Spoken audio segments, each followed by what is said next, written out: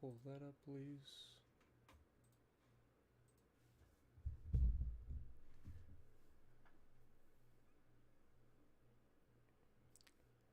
Hello, everybody, and welcome back to Ultimate Admiral Dreadnoughts, and welcome back to the USA Long Campaign.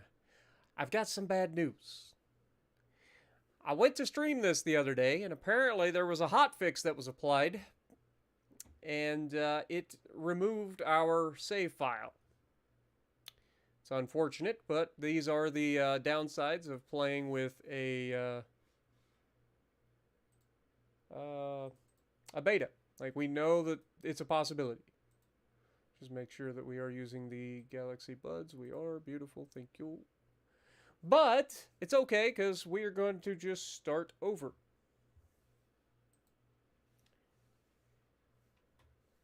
And do what we got to do.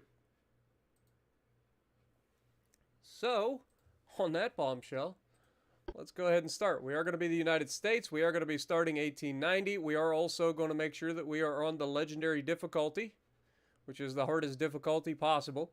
We're going to go with historical AI, and we are going to build our own fleet. So, let's go ahead and get this party started. Unfortunately, as you can see, we do have to start the campaign again. Really sucks. But welcome everybody to the new stream. SBD, Odd Job, appreciate you guys. Thanks for dropping in.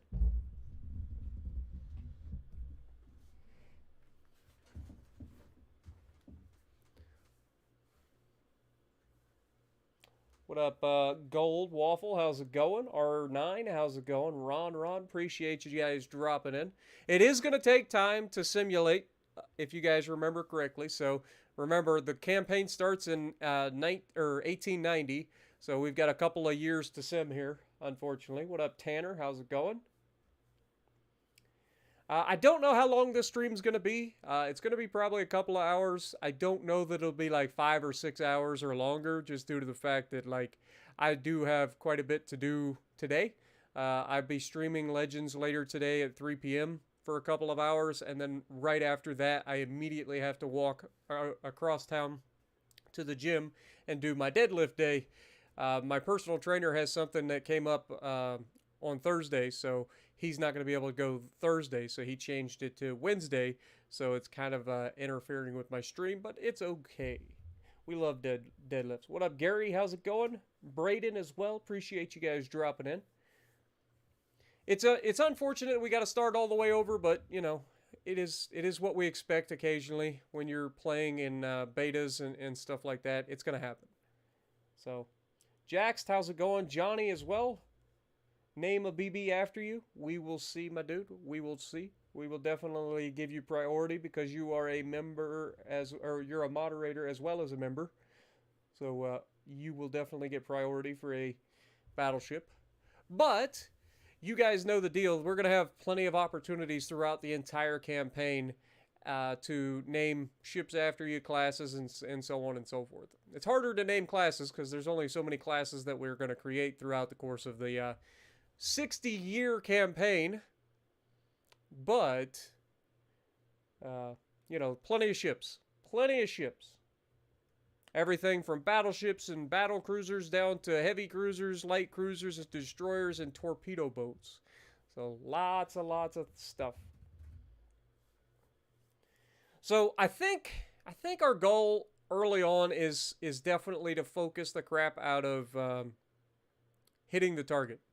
So we're going to have longer reload times probably than we should, but we should be more accurate, which I think is going to come in real friggin' handy.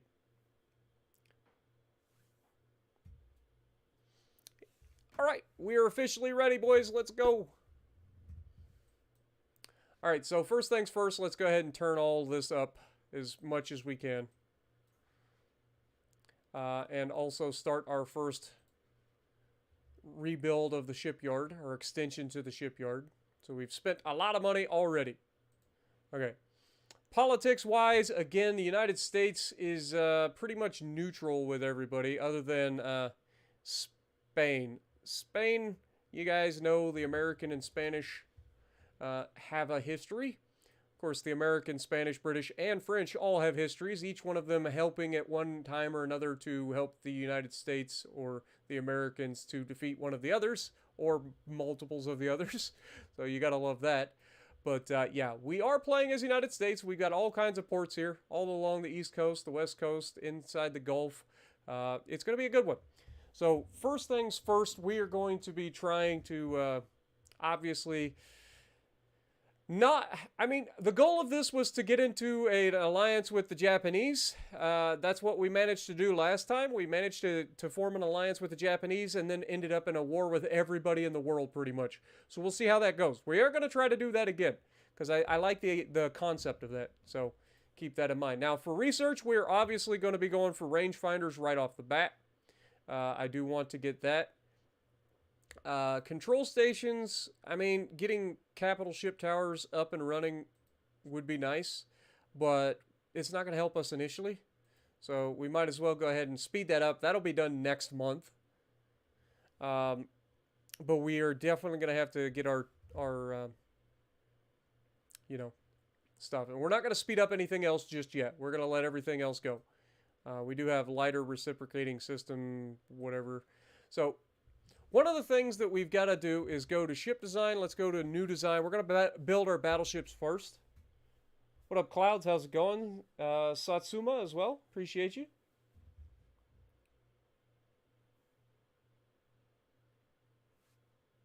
I mean, it's to be expected. This isn't for everybody. I get that. It's a slow-paced game. It's a grand strategy. I personally enjoy the game a lot. But I understand that other people may not enjoy it as much, and I don't have a problem with that, as long as they enjoy watching something, you know what I'm saying? Now, we are going to have to crank our ranges up, remember? So now that range is a deal that we have to do, especially being the Americans and having to sail all the way across the entire oceans to get places, this is going to be a big deal. So we're going to definitely be going with that. Let's go standard crew quarters. Let's put our only tower that we currently have. Let's scoot that as far back as we can. And then secondary tower. Now, obviously, early on, because we don't have a whole lot of, you know, tech or anything like that, there's not a whole lot I can do about this. Like, things are only capable of being done a certain amount. So, like, early ships are going to look very similar, be very pretty much exactly set up the exact same way.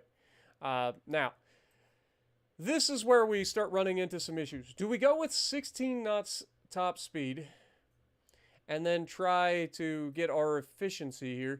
We could put 2 of these in for sure.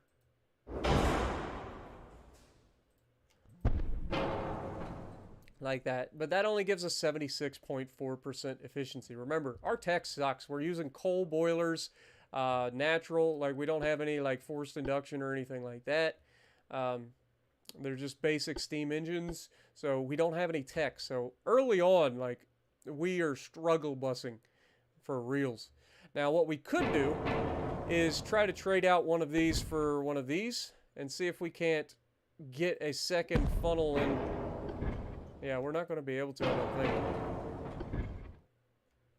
So what do we got? We got 7 funnel capacity versus 12. Like, this is the best that we can do, is 12 funnel capacity. Wish we could get 3 of these, but we can't.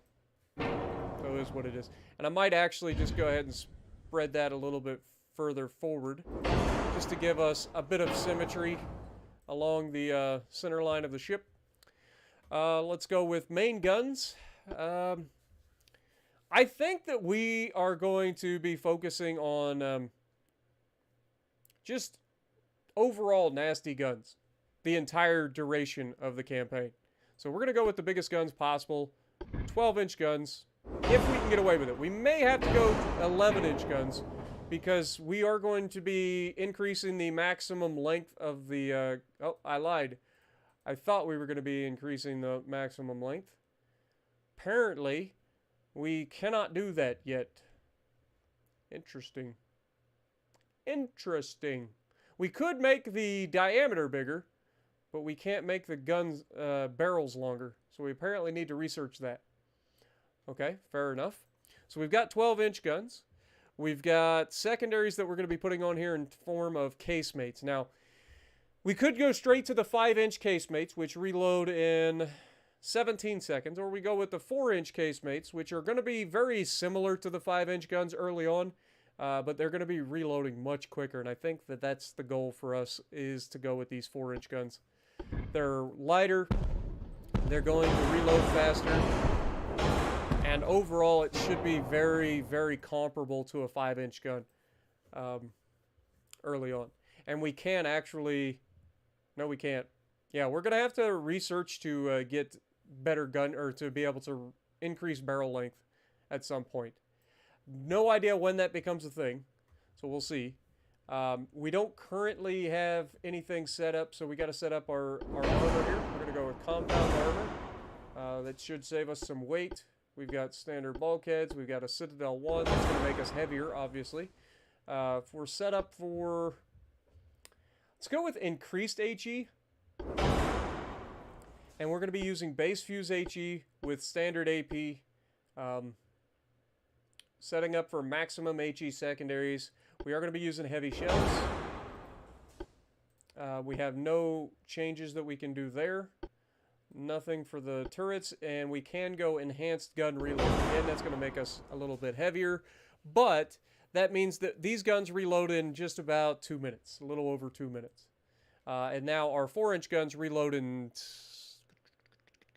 8.6 seconds. So that's not bad at all. Now, obviously, we're way overweight. We're 3,300 tons overweight right now. Now, we could reduce our range, but I don't want to. So we're going to end up having to reduce our armor. Now, we could reduce the conning tower armor. Let's take that to a 5-inch. Let's bring this up to 2 inches if we can on the superstructure. Take this down to 1 inch. 1 inch. And then like 1 inch. That saves us about 1,000 tons of our of weight. We do have a little bit extra belt armor than we need, so maybe take that down to 12 inches. Let's see what we actually are up against. Inside 10 kilometers, which most of our fights are going to be, these guns are capable of penetrating up to 22 inches of armor. We have a current armor value, or an armor bonus of what? Let's look at our armor bonus here. Where is our armor bonus? Okay, armor. Let's see. Armor bonus, though. Like, there should be, like, a tech bonus, right?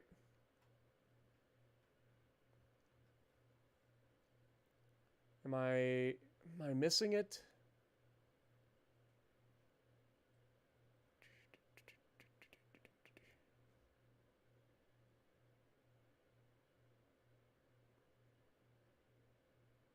I could have swore there'd be like, or maybe we have to click on it, or maybe I have to have our thing on it.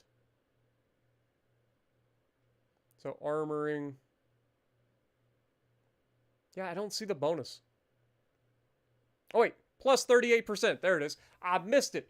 Okay, so we have plus 38% armor quality, meaning roughly a third can be taken off of this. So if we wanted to protect against ourselves, we could maybe take this to like 9 inches, 10 inches. So maybe we go with a 10-inch belt, which is going to save us quite a bit. We're only 1,000 tons off now. And then for the 4 belt, if we can, let's see, we have a 4-weight offset. So if we take this down to 4 inches, and then that's already 4 inches.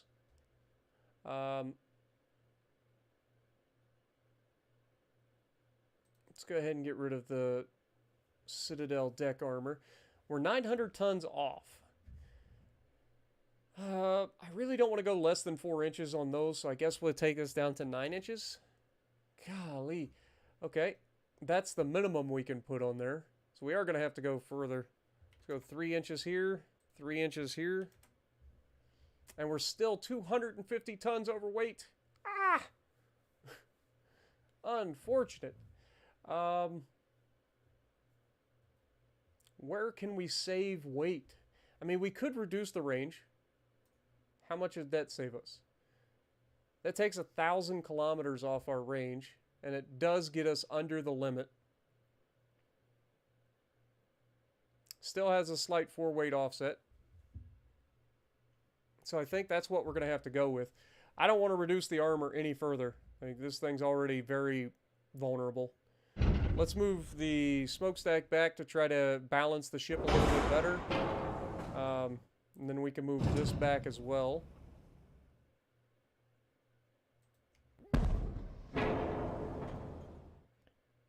And see if we can move this gun back a little bit here. That gives us 0.9%. And that puts us solidly there. I would like to throw a little bit of extra secondaries on this, if we can. Okay, apparently we can't. Unfortunate.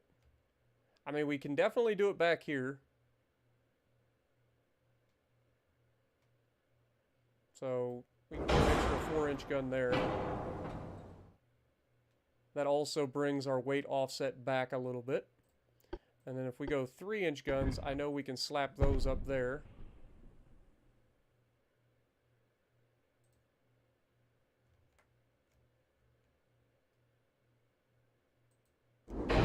Slap those there. We're still underweight there. And I know that's not a lot of extra firepower, but it is something. So, you know, any extra guns that we can get, considering we're so, like, under-armored,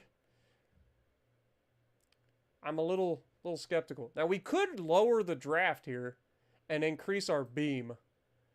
And I think I might actually do that. If we lower the draft, this is going to sit lower in the water. And then we can increase the beam to get us back up to that 12,000 ton limit. Actually, we can't. We can go a little bit further there, though.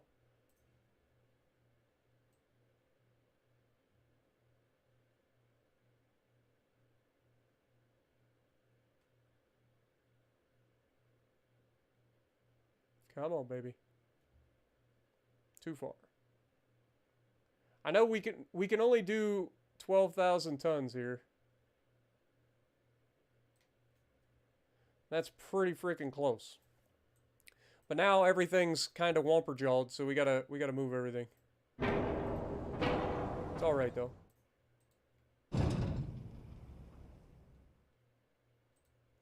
Put that there. Secondaries. 4-inch guns. Like I said, we've got those. Oh no, it's not going to allow us to place them now? I think it would allow us to actually place those there now. Potentially. Okay, so it will. Alright. So yeah, we'll go with those.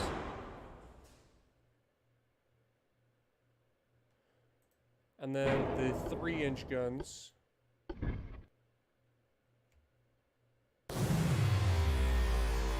Right there.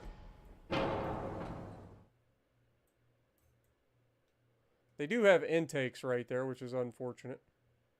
Maybe we can move those away just a little bit. Give us a little bit better firing angles over the rear. Since we do have those air intakes. But that gives us... We are overweight now. Interesting. 12... I mean, do we just forego those 3-inch guns at the back? I think we might. Let's get rid of those. It's still overweight by 6 tons. So maybe we drop a little bit off the aft. Yeah, that gets us through. That gets us through. We've got a 0.5% of 4-weight offset. We'll take that. Anthony Franklin coming in, re-upping his membership for 13 months. Thank you, my dude. And I think that's our first battleship design done. What up, everybody? I do apologize. I haven't been keeping up with you guys in chat. Maddie, what up? T-Bear, appreciate you. Satsuma, Zach Britt, Shady, how's it going? Robert, Thor, Nariko, thank you guys for dropping in.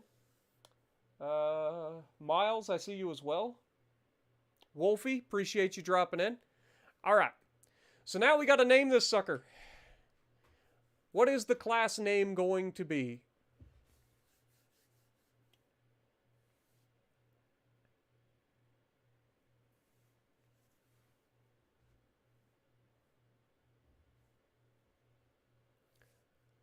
See what you guys come up with for a class name here.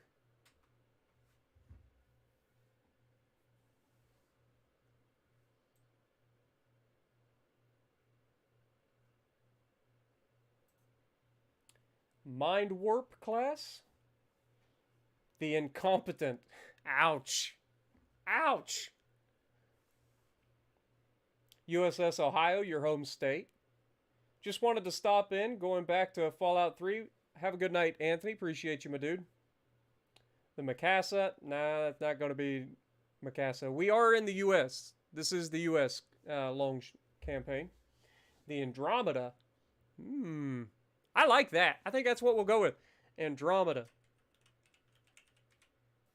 That's Andromeda. There you go. No, Andromeda. I like that. I like that a lot.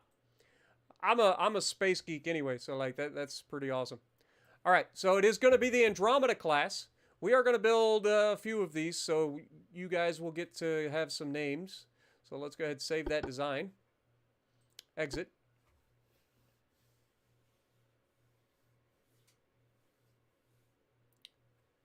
Yeah, we got to liberate Canada from the Brits. It's got to be a thing. All right, let's go ahead and build ships. We are going to build... do we go with 10 early, or do we go 8? That's $102 million right there. $10.2 million per ship. I mean, for what you're getting, it's not bad. I think we go 10. I think we go 10 early. Let's do it. All right, so we are going to have the ability to rename these. Already we know that Johnny wanted his. So we will call this the Johnny, or let's just call it Olmino. Oh, I forgot. I got to double click. Bunk. Whoops. There's not two O's there, dummy. There we go. We've got the Olmino. Who else would like a battleship?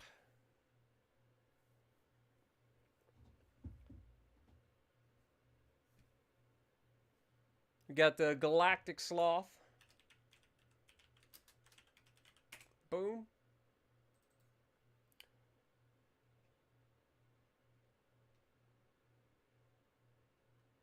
Sorry, chat, I failed you.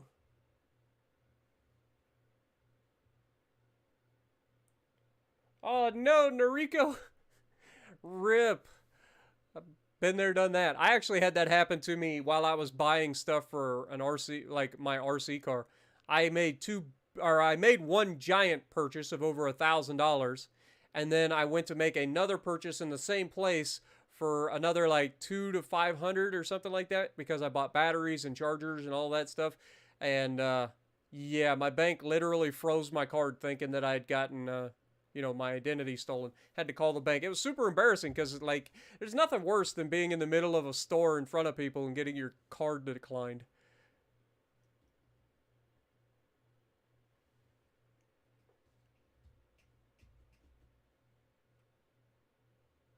We got SBD. All right. We got you. Might as well just give everyone. I think there's enough room for everybody. We'll get Satsuma. Who else we got? We got Jaxed. The Beaudry. So Jaxed.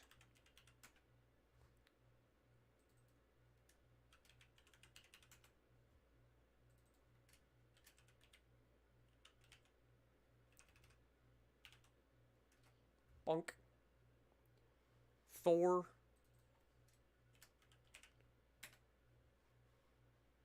Obviously, Noriko. he's the legend. And then Robert will take the last one. Now remember, if you didn't get a battleship, and I do apologize if some of you said it ahead of time, I do apologize.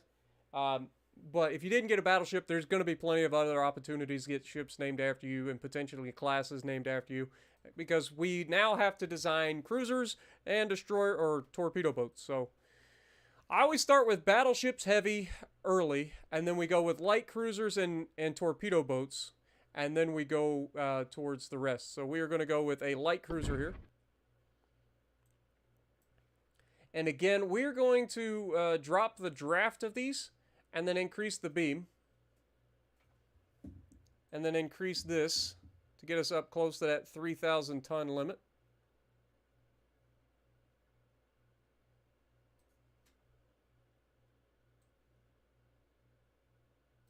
Okay, there we go. We are going to increase the range. We are going to go with standard crew quarters. And the reason I like to do this, lowering it in the water is actually going to hurt its seakeeping ability. But being able to make the ship wider allows it to be a better gun platform. It's going to be more stable. So that's why I do this. All right, we're going to go with compound armor. We are going to have a citadel. And then we are going to put on the front tower. I'm going to move this as far back as possible. We're going to have the secondary tower. There we go. We got to have our funnels, and I don't remember exactly what we need in this thing. I would like to have this thing doing at least 20 knots, so let's go ahead and set it for 20 knots. And see how many funnels we need to be able to accommodate such a speed. We would need 4 funnels. Well, technically we would need 5.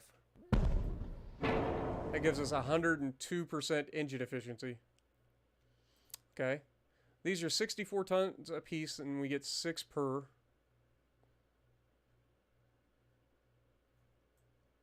So yeah, looks like we're only going to be able to get or we're going to have 5 of these. All right, now for the guns. Do we go 5-inch guns or 4-inch guns?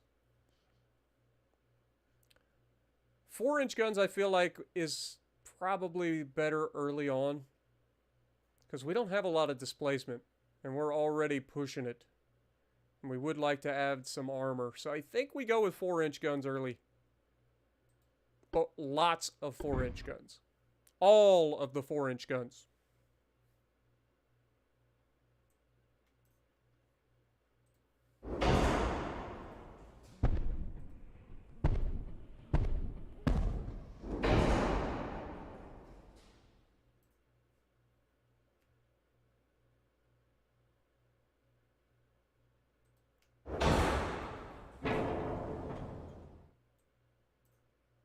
I don't think we actually have any barbettes this early on, so we can't really do anything there.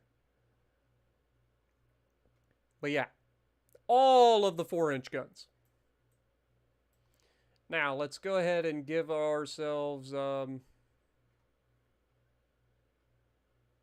apparently we can't do barbette armor on these early on, which is fine. We are going to be loading maximum HE. We're going to be shooting base fuse HE with standard shells. We can't really change anything there. We are going to shoot heavy shells, and we are going to have enhanced reload. And then we're going to max this out. I lied. We're not going to max it out. We don't have enough. We don't have enough to max it out. Okay. Interesting. I would like to have 2 inches of armor on the superstructure, if we can. Let's take this down to 2 inches on the conning tower. We've got 0.3 inches on the deck.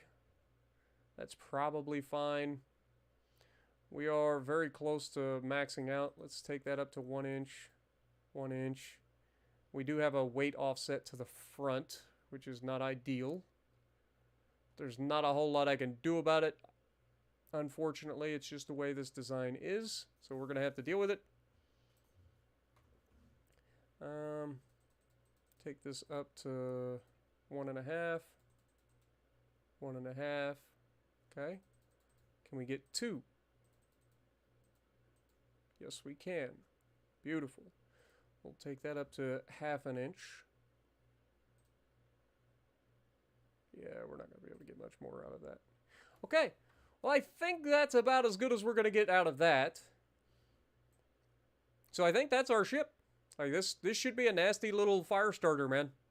Should be a nasty one. It's going to have decent rate of fire. These things are going to fire every 7 or every 8 seconds. So that's a lot of firepower every 8 seconds, man. So you love to see it. All right, let's go ahead and call it what it is. We're right there as well, so you'll love to see that. What you guys got for me for a name here? What up, Lances? How's it going?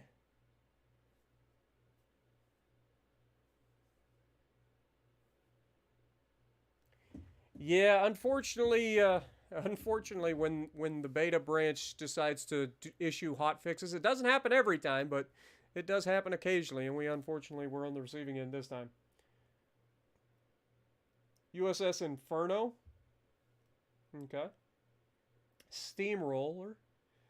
Mount Rushmore. Minneapolis.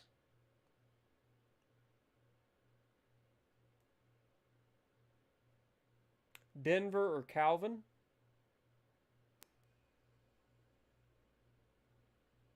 The Incompetent. You really want me to call a ship incompetent, don't you?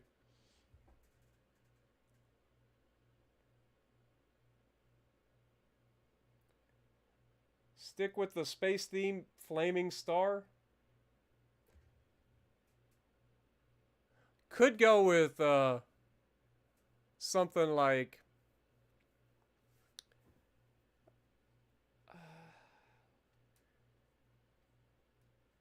Nebula class. I feel like that would be a decent one. What do we got?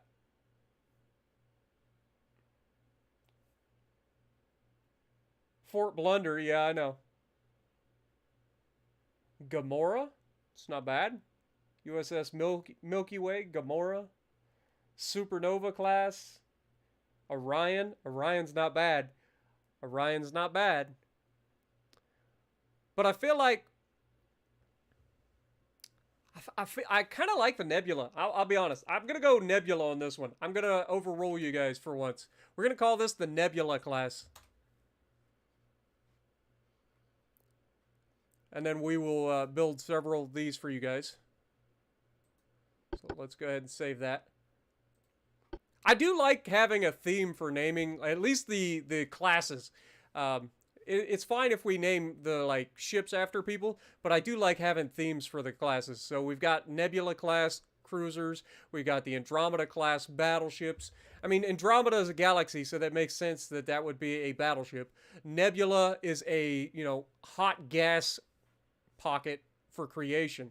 So having, a fire starting cruiser named Nebula seems like a good idea. But yeah, let's go ahead and build some of these bad boys. How much money do we got? Currently have $24 million to build the rest of our fleet. So keep that in mind. We did spend a lot on battleships. So, yeah. All right, build ships. That's 10 million. 18 million.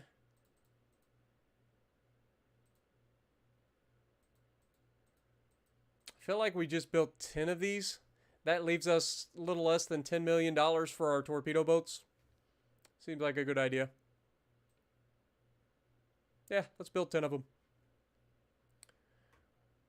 All right. So does anybody want a cruiser named after him? Did we miss anybody that's in chat? What up, Dustin? Speaking of it, let's go with Dustin as one of the cruiser names. Who else we got in chat? R9. Oh, we got to do that for him. Let's go ahead and call it Incompetent. God, I forgot how to spell incompetent.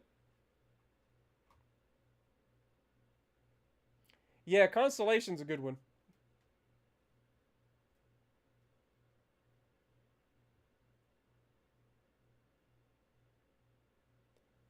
I literally forgot how to spell incompetent. I'm literally the definition of an incompetent. It's I think it's Tent, but I could be wrong. But there you got it. We got incompetent. Who else we got? Volkine. All right, Volkine, I got you. Ah! I hit the wrong. I didn't do the thing. Whoops. There we go. Volkine.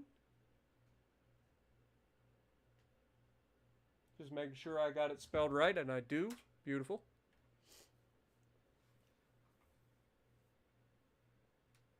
Finally, my dreams. Yeah. Okay. So I'm not crazy. It is Tent.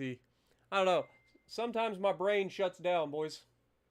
We got Darkman asking for Orion. I'll go ahead and throw you an Orion in there. I got you, Darkman. Who else we got? That's actually not a Marvel reference. That was keeping with the space theme.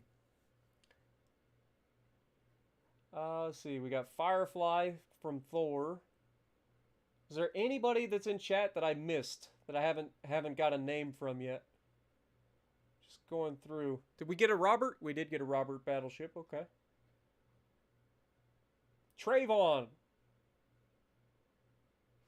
All right, let's go with Trayvon.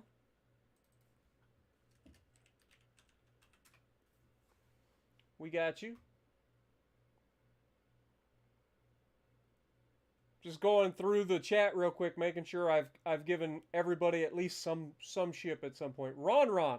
That's another one we missed. All right. We got you. What up, Marcus? Welcome to the stream, my dude. Just in time to get a cruiser named after you. Appreciate you, man. Thanks for dropping in. Jason's in chat. And Iron Man. USS Gorge. Okay, I will give you Gorge instead of Jason. Okay. And then Iron Man. Whoops, not Erton Man. Iron Man. There we go. All right, I think that's everybody in chat currently. We do need to set ports for these, though, so let's go ahead and do that. 1, 2, 3, 4 battleships. Do we go 4 battleships each, or do we set them up in 2 battleships per? Let's do this. Let's do 2. We'll do 2 in Boston. 2 in Philly. 2 in New York.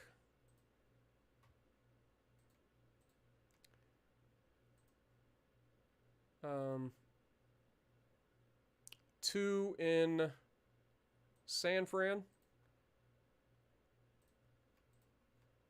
And 2 in Seattle. That way we spread out our battleships a little bit. And then for our cruisers, we've got 10 of these as well. So let's set these up as 2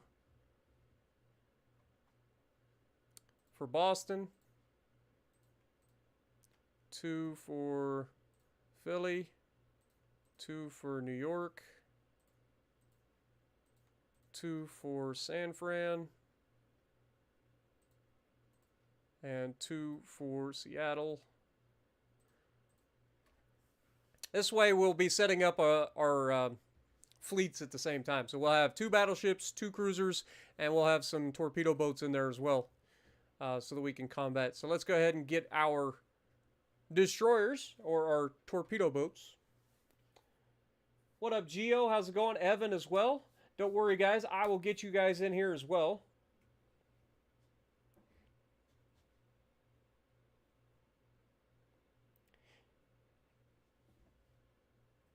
All right, so let's go ahead and set up a torpedo boat.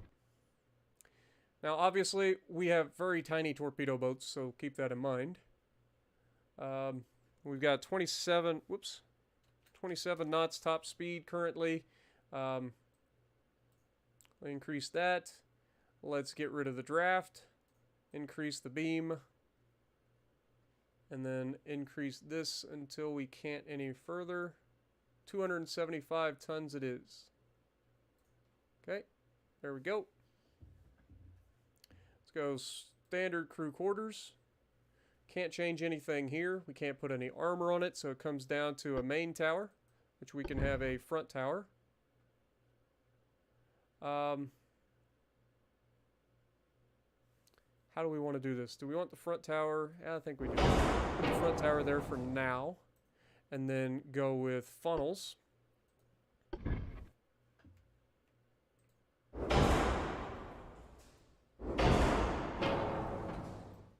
It's terrible engine efficiency.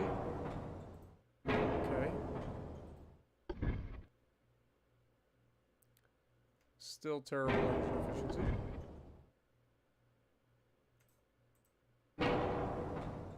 Okay, this is 2.5 versus 2. Like this is not going to give us much of anything.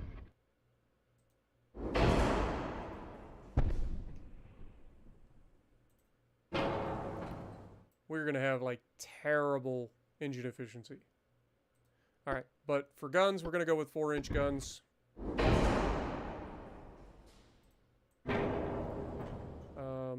And then a 3-inch gun on the side.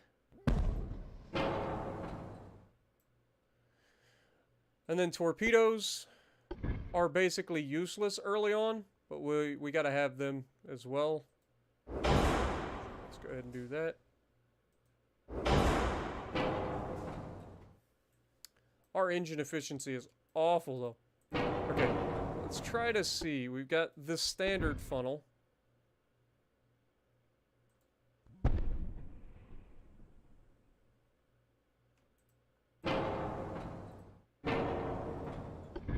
Which is going to give us a little bit more engine efficiency.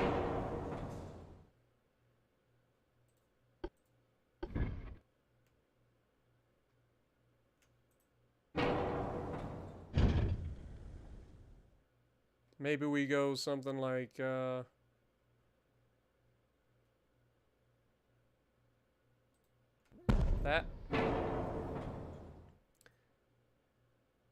That gives us decent torp angles. We get 2 torpedoes. We've got 3-inch guns here and here, and we've got the 4-inch big gun over the front. I would like to get everything moved up a little bit if we can.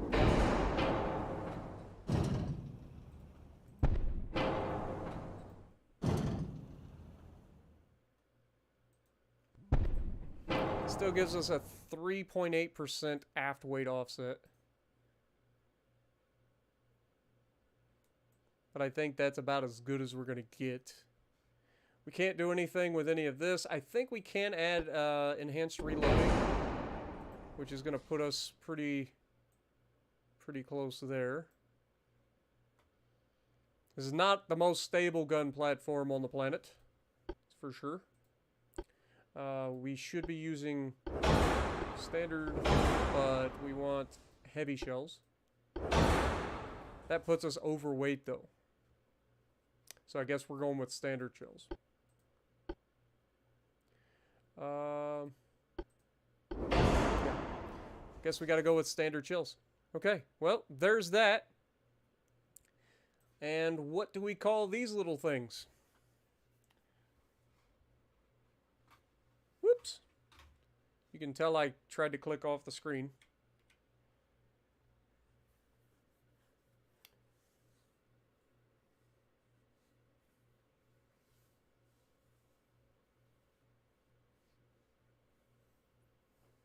Oh, Lance is already starting with his lore. I like it. What do we got? Shooting star. We could call it meteor class. That would be good. Let's do it. Let's call it the meteor class. I like that. All right, save. And I don't know how many we're going to be able to build. The Comet. That would have been another good one. We'll save that one for later. We'll save the Comet for later. All right. So we need to build these suckers. How many can we build? Oh, we can actually build quite a few of these. We can build 15 of them, actually. And I think we will. Actually, I think we're going to build 14 of them so that we have a even number of them. So let's go ahead and do that. And we need to go ahead and add in names. So who is in chat that hasn't gotten a ship named after them yet?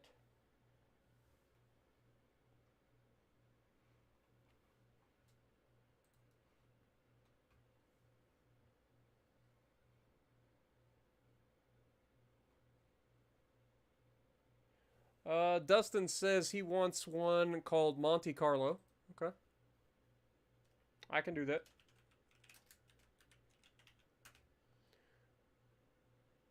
We've got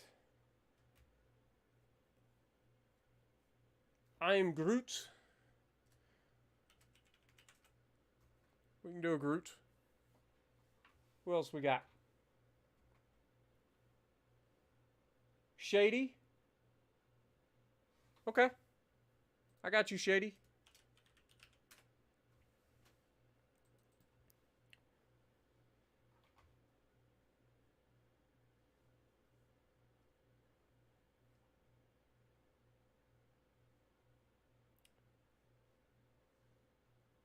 Hassan, I got you.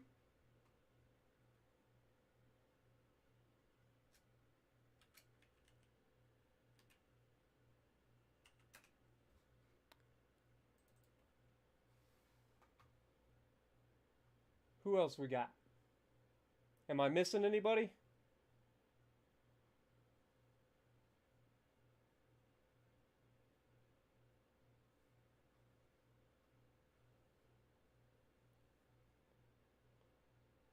What a Monty?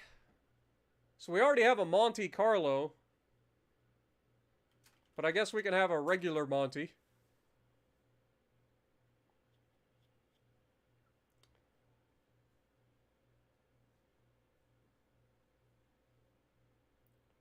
What up, Two Wicked? How's it going?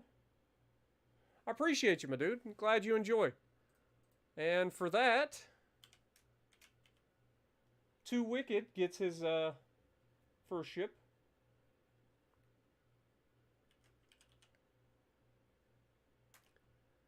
All right, and then we got Geo.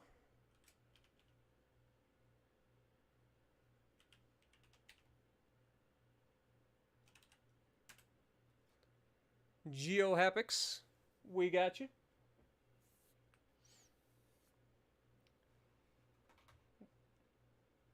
Is that everybody? I think it's everybody. USS Trey. We did get you Trayvon earlier. You want to just call that one Trey? I can change it to just Trey. There we go. I got you. All right, so we have a few torpedo boats that don't have assigned names. USS John Wick. Okay. I'll give us a John Wick.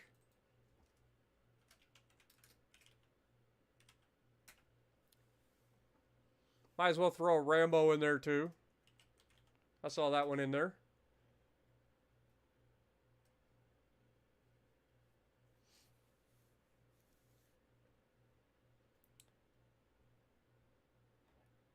Abzu? Okay. I got you. I like the alert. I think we'll leave alert there. Carnation Galatea.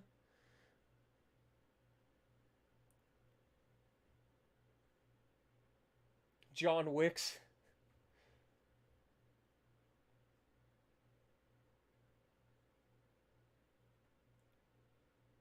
The Ryan Reynolds.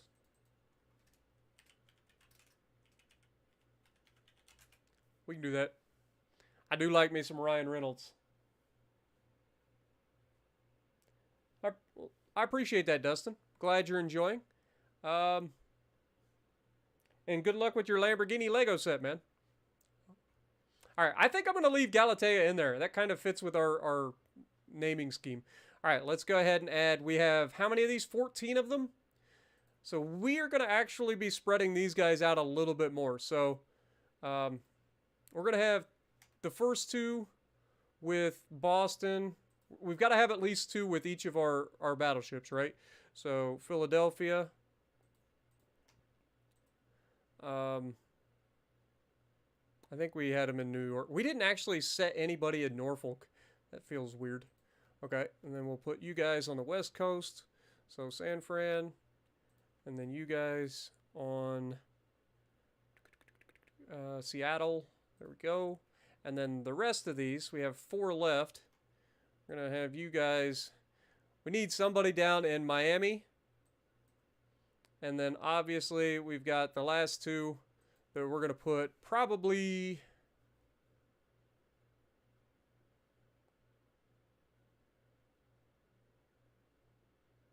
I think we go with Tampa.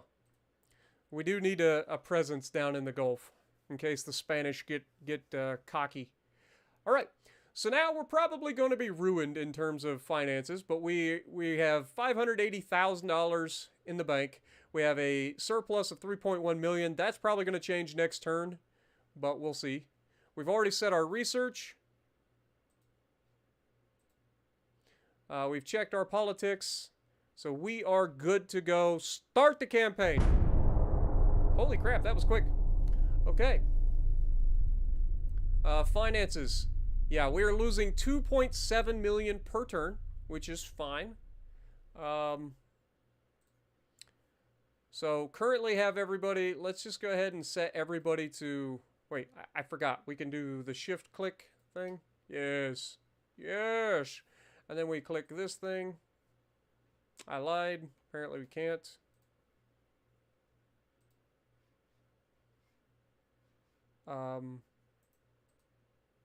Why can't we set these? God, there's so many like flaws in our stuff. Okay, well, apparently we can't set this for some reason. They're just in being.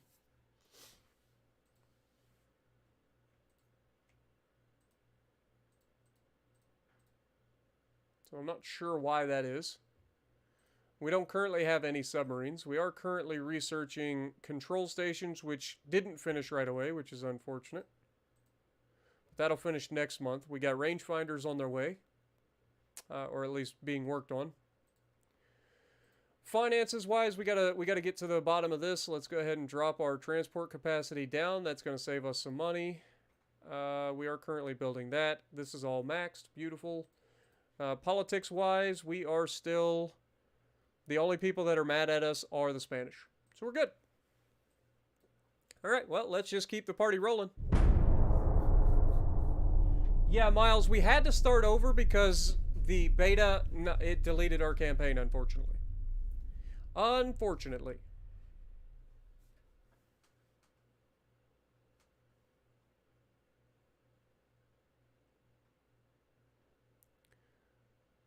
Okay.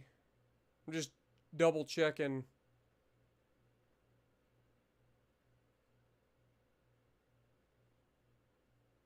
So far, everybody's liking us, so we should be fine.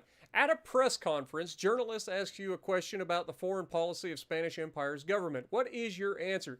The Spanish Empire has an adventurous policy that often conflicts with our own interests. Spanish Empire's government is reasonable, contributing to strengthening of relations between our countries. And you diplomatically redirect the question to Foreign Policy Department. I'm going to take the more aggressive approach here. I feel like we should get into a war with the Spanish early on, just because, and then maybe we could take the Caribbean from them. There is a military crisis in the Ivory Coast. The government suggests using the current situation to strengthen our influence in the region. What do you think? We could send our diplomats, or we send a division to demonstrate our naval superiority. That is kind of what we're thinking here. So I think that's what we're going to do. We're going to go ahead and pop that out. Now, we do have control stations officially, so we can go ahead and get rid of that. We are going to start working on hull construction, I believe. That's going to allow us to get better construction tech and whatnot. So hopefully being able to increase the length of our barrels and so on and so forth. We also have explosives and stuff coming up, which could be huge. We got white powder, which gives us better gun range and accuracy with better penetration and a better shell weight. So I think we speed that up as well. Yeah, I think that's a good idea. All right. Finance-wise, we are making money, which is also a beautiful thing. We are currently negative, which is to be expected early on. We can drop this down a little bit to give us, next turn we should be positive. So we'll just do that real quick and keep it going. Also reduces the number of flaws. Exactly. So again, if we look at the North Atlantic, we don't have to worry about that. We've got the Caribbean. Spanish and us are getting better relations somehow, even though it shouldn't be. I don't know how that works. Okay. So finances, we're currently in the positive, so we'll go ahead and speed that back up so that we get some transport capacity now that we're out of the negative. I do want to maintain a balance because we got to get our naval funds up ASAP. Like we got to get some naval funds going here. Maybe we go for the 2% growth. There we go. 2.01. That should work. All right. Next.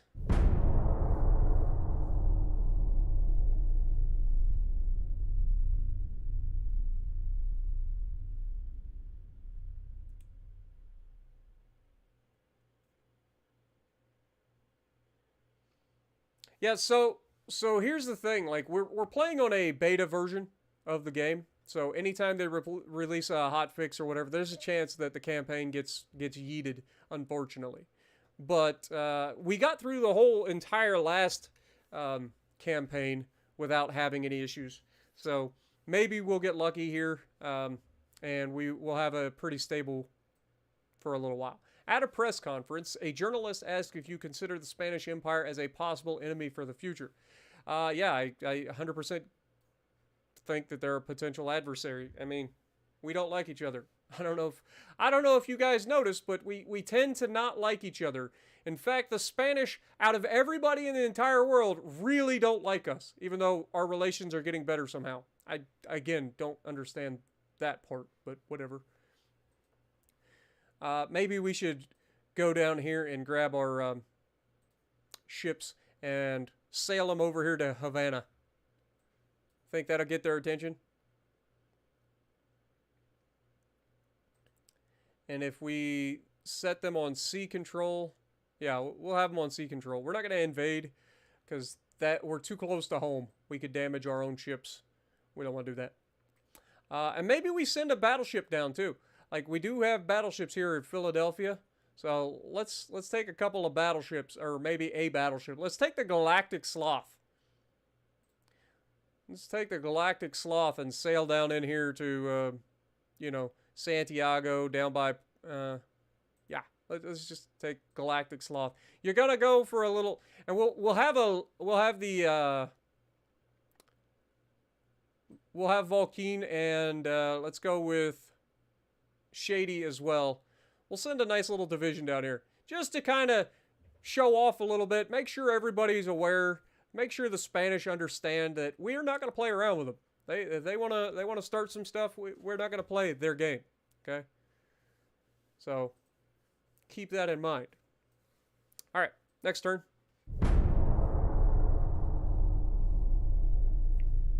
I'm not scared of the British and the French. Worst case scenario, we'll get into a fight with everybody. I don't care. You guys know how it is. So yeah, still, how is our relations improving against the Spanish? That makes no sense. Okay, we've got white powder officially, so that's big. We can go ahead and refit our ships with that. That'll be a big deal. Let's go ahead and switch off of that since we don't need that now. We can go ahead and speed that up. We'll get the new shells, which should allow us for nose fuse shells. Probably not going to use nose fuse shells. Then we don't need to speed it up. Let's leave it. What are we getting in turret? In enhanced turret cylinders. Cylinders of a better positively affect turret traverse speed. That's not a bad idea, but I don't think we need to speed that up. And gun layout, what do we get? 7-inch casemate guns. We don't need to hurry that up. We're not going to be using that anytime soon. Could speed up guns here, but I don't think we're going to. I think we're just going to leave it. Hull construction is coming along. New riveting technologies is coming up, so that'll be good for us. We have potential to build a 4,500-ton heavy cruiser in the near future if we want. Engines, we got triple expansion steam engine. That's actually big. Let's go ahead and get that early on. That'll be 6 months out. Okay, so we've got that. Financials wise, $2.5 million surplus. We're up to $5.3 million in the bank, so we'll keep that. Let's go ahead and head on to the next one.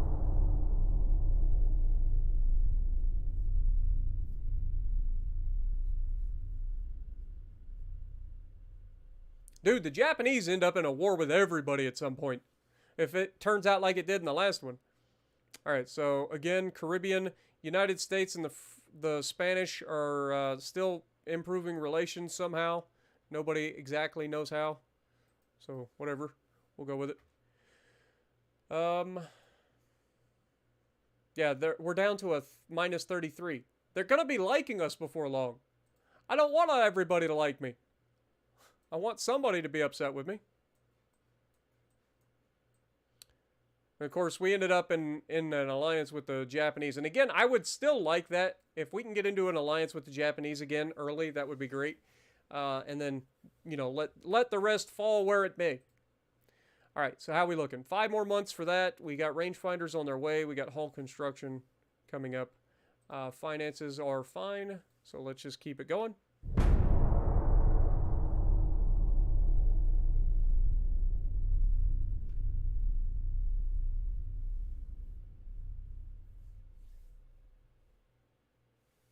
Yeah, we're impressing them rather than pissing them off, which is unfortunate. I mean, it is coming down a little bit, and the French are also starting to come down a little bit with the Spanish, so maybe the French could get... Oh, several of our country's shipbuilding industries are constructing warships for third countries.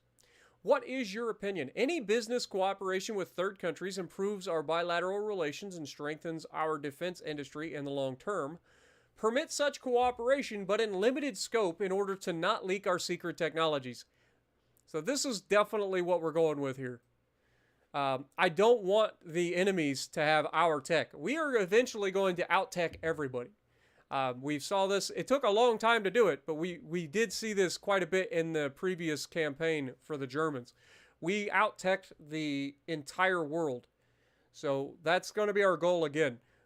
And with the Americans' GDP, like we are not going to be struggling for any money, which is something that we shouldn't have to worry about. Like you can see, even if I crank this all the way up, we're still making money. So we want to be growing our economy as much as possible.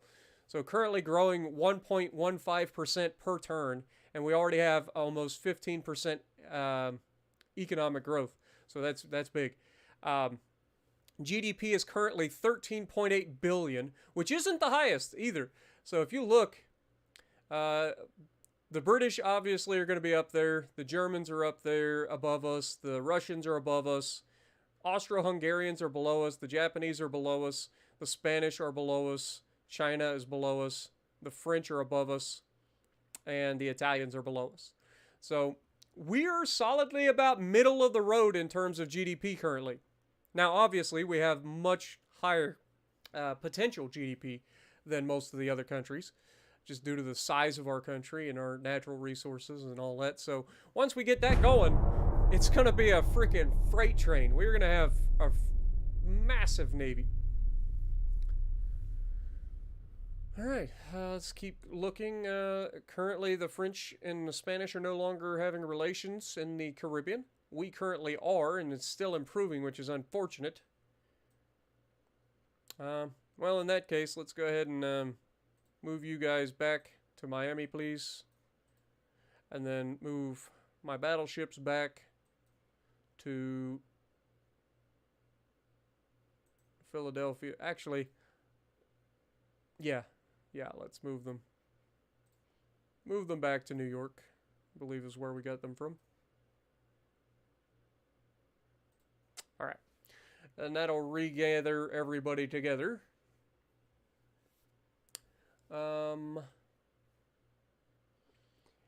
I mean, the next logical course would be to maybe sail our battleships across the ocean and park over here by the Spanish and see if we can't pick a fight there.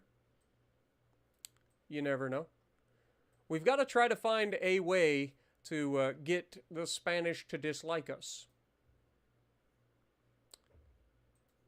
That is the goal. Okay, 2 months, we get the hull construction. Rangefinders are on their way. Engines are also on their way. We're going to wait to refit them until we get the hull construction and the rangefinders and all of that. Like, we'll refit them with the new engines and rangefinders and all of that. So the Spanish Empire warns their head of admiralty for overspending. Nice. Okay, so research, again, very close here, or not that close here, but 2 months for engines, 1 month for hull construction.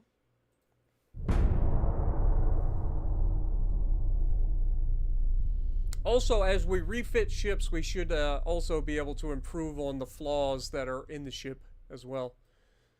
So that'll be a good thing.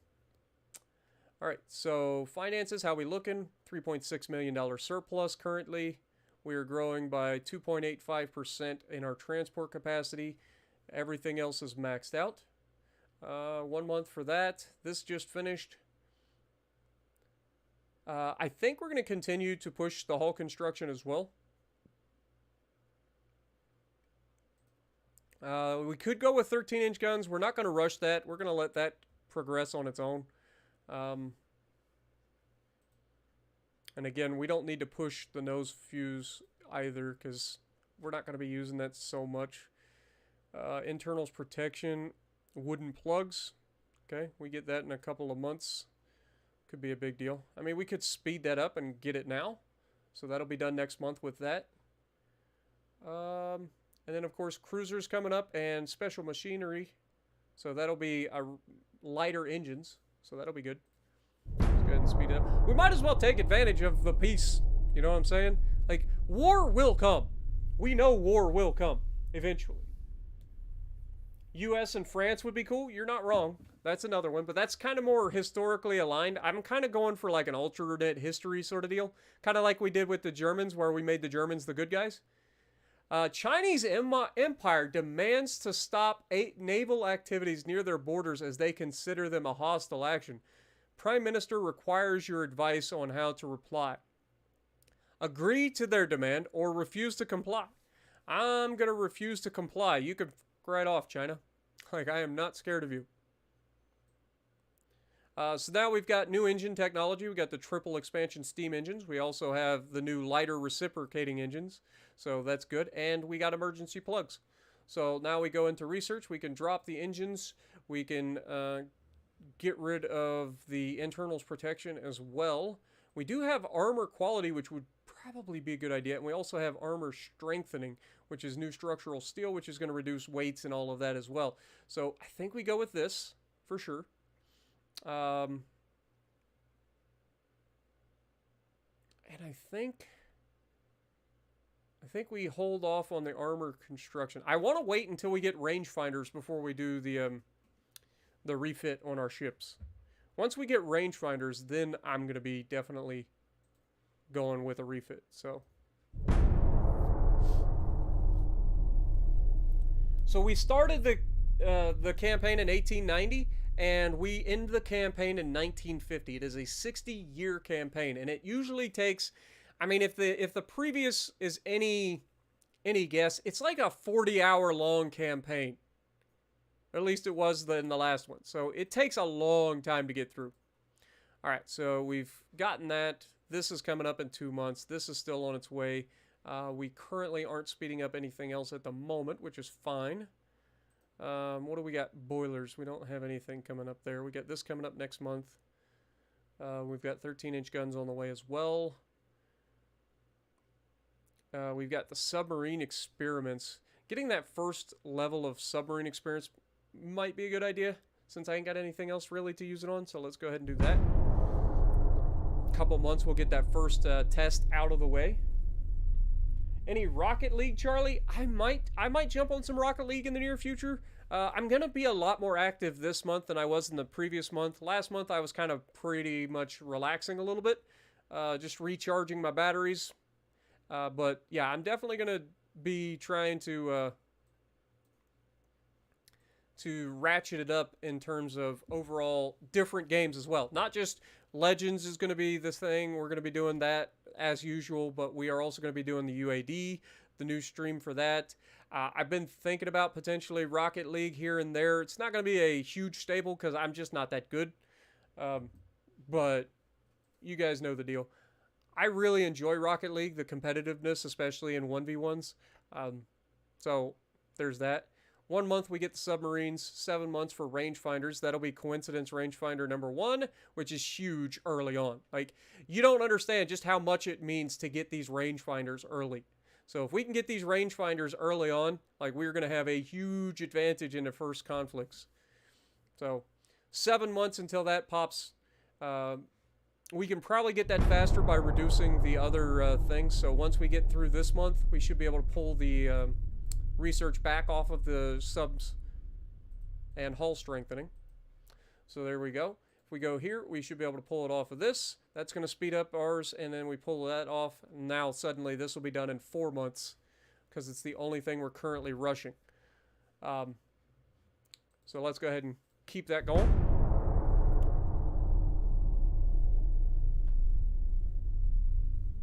No, I get it, man. The warships does get boring, man. I'm right there with you. That's why I made that video.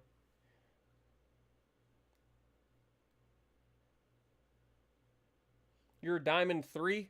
I'm only a gold 1. Like, I am not good. I have less than a whole day played, I think, on the game so far. Interesting news. Spanish Empire warns their head for excessive naval... Okay, so they warned him again for spending too much money. Fun. 3 more months for that. Everything else is progressing. Armor quality will be the next thing. We get that nickel steel. That is also a big deal. It is going to increase the cost of the armor, but it gives us 40% armor strength and a minus 5% armor weight. So we'll be looking into that as well. If I speed this up, is it going to... It makes that 4 months. But this goes down to 7 months. Yeah, let's just go ahead. We can wait. We can wait. What up, Diego? How's it going? Appreciate you dropping in, man.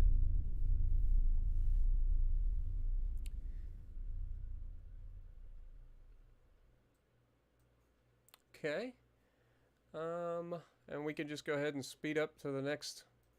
No reason not to.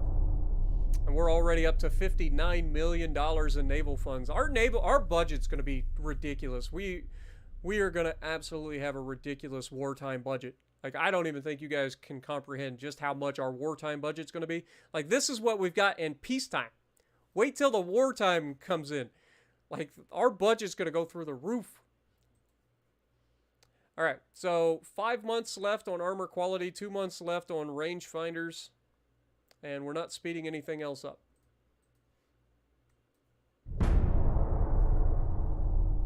I think we will wait for the armor quality as well. So this should be the rangefinders done. And we're going to continue researching rangefinders, by the way. Like, that's something we're going to get ahead on early.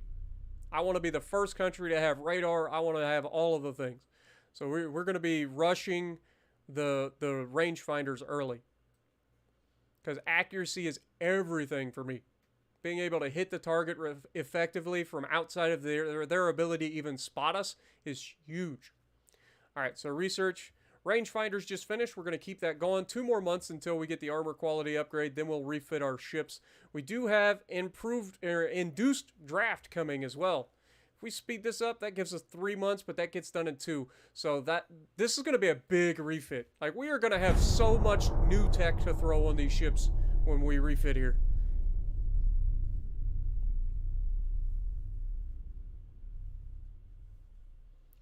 I mean, I'm always down to learn, but my biggest thing is I learn by doing. I know I'm not great at the game, but I enjoy it. I enjoy the competition of a 1v1. The mistakes that I make costing me, like, I really do. Say no. He may, yeah, we're going to keep your guy. Sorry. War has erupted between the Russians and the Spanish. Okay. That's a quick war. And now we have the boilers. Okay, so we should be able to slow that down now. This gets done next month. We're still working on this. Okay. Next.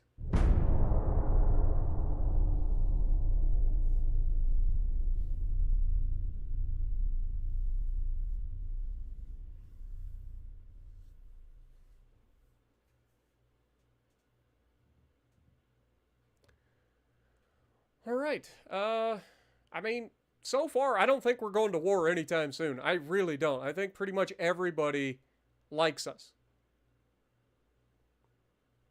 So, yeah. Like, I don't think anybody dislikes us anymore. There's the nickel steel armor. Okay, so now we're going to go ahead and drop the armor quality off. We're going to go back to speeding up hull construction because that's going to help us with flaws and all of that stuff. So we're going to keep going on that. And then everything else is going to progress as normal, and rangefinders, obviously.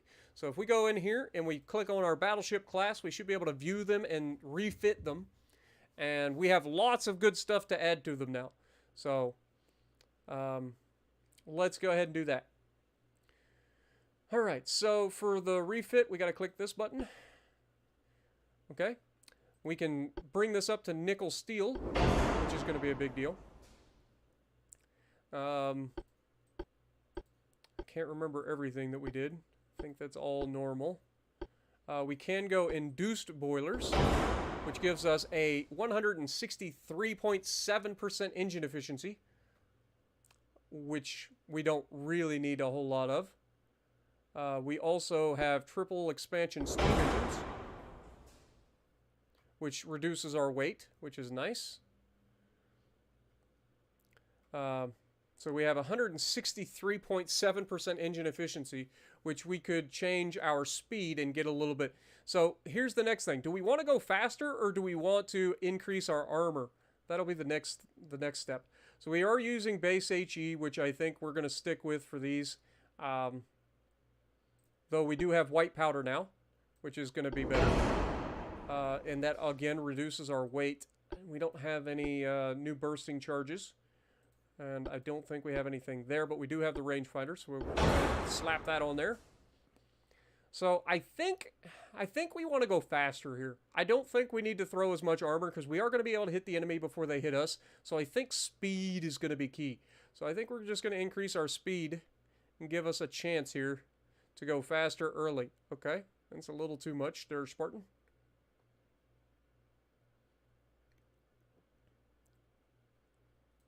Let's go 18.2. Okay, 18.2 knots. Can we increase to the... No, we can't. Still can't quite pull that.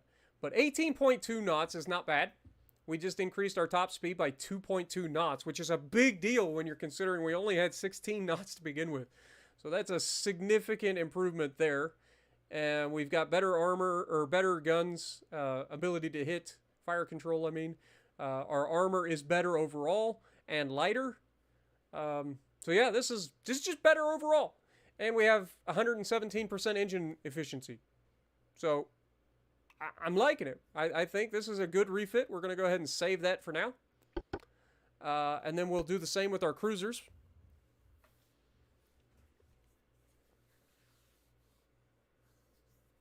What up, Get Stung? How's it going? It is fun, man. It really is. It doesn't seem like much, but the ability to design and build your own ships is so much fun. Like, it's literally like adult Legos.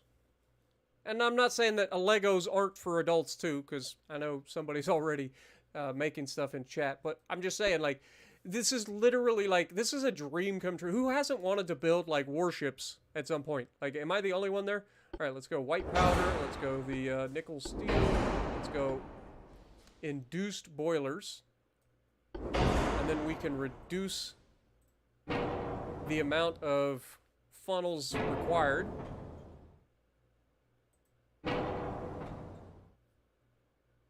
Okay, we actually need a third one. Sorry. So maybe we do something like this.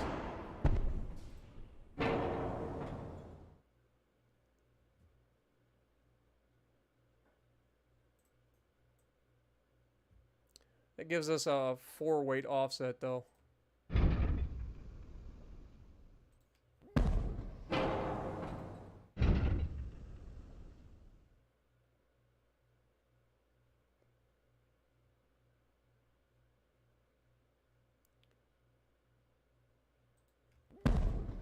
It's not going to be symmetrical.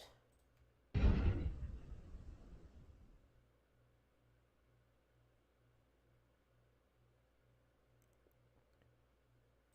think we'll go with something like that. I'm more of the aesthetics of the ship, so like I'll take that. But we were able to do that. We've got induced boilers. Let's go with the triple expansion steam engines. Nickel steel. We've already got all that. We're shooting heavy shells. We've got the enhanced. Let's go ahead and put this on there. That's going to be a big deal. And we do actually have the ability to increase the length of our 4-inch guns. What are they currently reloading at? 8 seconds. If we increase this as much as we can... Oh, wait. That's armor, you dummy. That's armor. I'm an idiot. I thought that's the gun caliber I was thinking of. But we can't. We can't actually do that. Okay.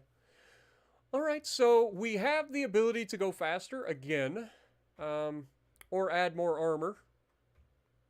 It is a light cruiser, so if we can put 6 inches of armor there, and we do have a 4-weight offset, if we can go like 2.5 there, 2.5 here, and then go with like 1/2-inch deck everywhere. There we go. Okay. I'll take that. And then maybe throw a little bit of Citadel armor in here for the deck. Can we get a 1/2 inch? Nope, only a 0.3 inches. That's fine. But that's putting us right at... Oh, actually, we're overweight. I lied. 1/4 inch. Nope. I lied. All right, let's take that all the way off. I didn't realize we were so close. All right, so that's going to be a solid refit there. We're not going any faster, but we have shedded a lot of weight. We've got better armor. Our guns should be more accurate. So, it's a solid upgrade. Okay. And then we got to do the same thing with our torpedo boats. Slap a cannon in that bald spot. I mean, we could, but I don't think we need to. It's got quite a bit of firepower already. Let's go ahead and look at our Meteor class.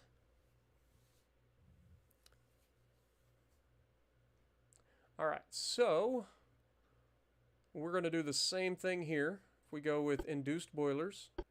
I lied, apparently. Oh, we're not refitting. I'm an idiot. Okay.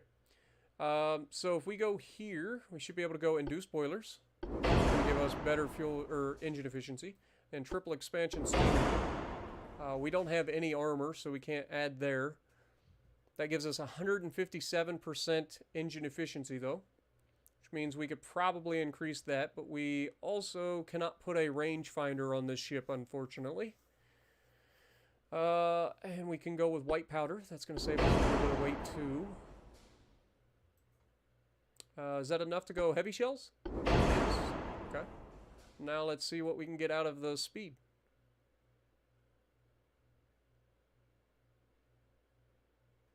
Okay, we went too far. Okay, we can go 28.5 knots now. It's another 1.5 knots. All right. I think that'll do then. I think that's about all we can do for this particular ship. It is a torpedo boat, so we cannot add armor, and we cannot add rangefinders, unfortunately. So, save the design. And now we will simply refit all of the things. Yeah, I did put a rangefinder on the cruiser. If we go back and look at the Nebula class cruiser, if you scroll down here, you can see I put the coincidence rangefinder on there.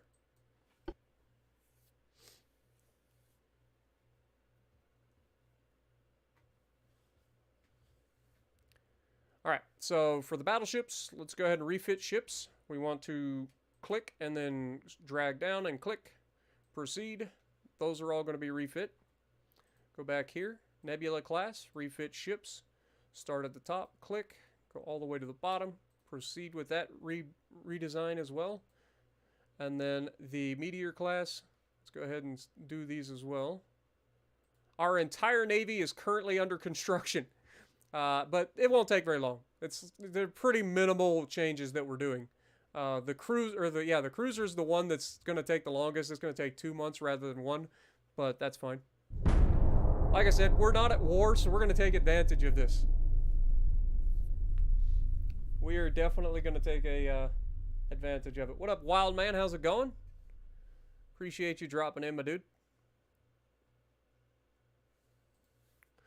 One of our military ships has collided with a destroyer belonging to the Chinese Empire. Journalists are interested in your opinion about what happened. You state that the accident happened because of the incompetence of the Chinese Empire's crew. Yeah, I think we'll go that route.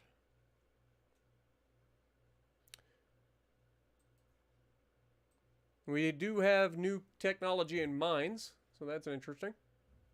All right, research, how we looking?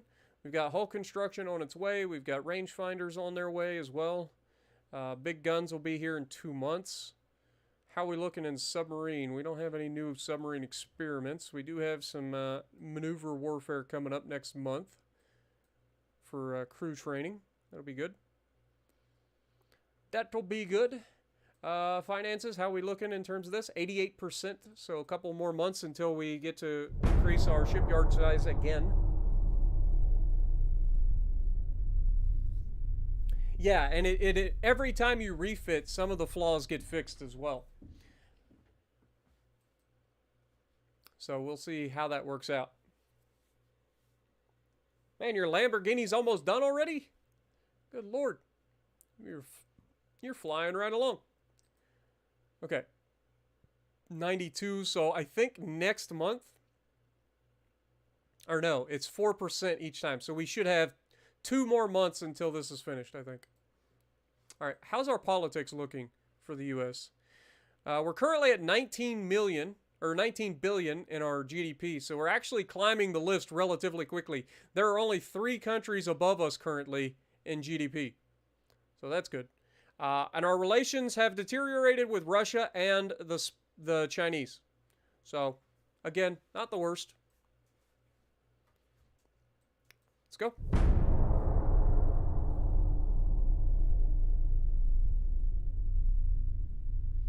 Yeah, you've actually got to unlock the ability to use the mines, and then you have to fit them with mine-laying equipment, I believe, which is a new thing. Military awareness is spreading across the world. The government wishes to demonstrate our power by conducting naval exercises close to the Russian Empire's waters.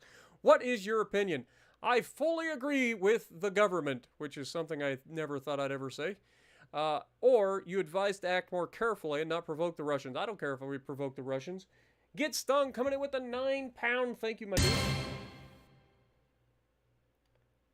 Research Boxer engines for these babies. Get him screaming through the open seas, smirking face. Absolutely. Get those Boxer engines going, man. I agree. All of the Boxers. Let's do it. All right. So, finances-wise, we are now able to increase our port again. So we now have the ability to build up to 16,000 tons, which is pretty nice. We'll be able to build bigger ships and bigger ships. We want to keep this going. Every time that we finish an upgrade to our shipyard, we want to hit another one. We don't want to accidentally forget about it. We're getting plenty of naval funds. We're already over $113 million in the naval funds, which is great. We're maxed out everywhere, so everything's going along pretty nicely. Rangefinders and hull constructions are getting rushed. Mark II 2-inch guns. I mean, we could speed that up. We don't really need to. I think we will, though. Let's go ahead and speed that up. Now, the reason behind that is to think about doing, oh, what do you call it? Our 4-inch guns and stuff will get better over time.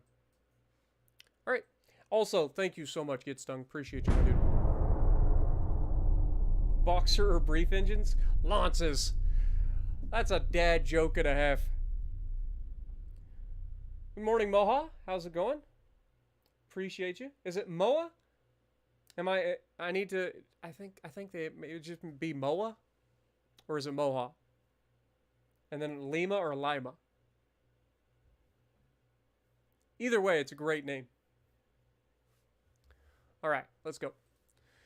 All right, finances, we're still doing great. Politics, we're still doing amazing. The Russians and Chinese are starting to get upset with us, which is fine. I'm perfectly content going to war with those guys. Let's do it.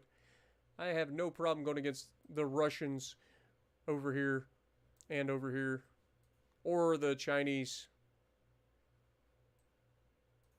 Plus, that would actually put us in line with the Japanese in terms of politics, so that would be preferable for our situation that we're wanting to create. Our fleet's all done, so modernized beautifully. You'll love to see it. We're already 2 years in. We haven't been to war yet, so kind of nice.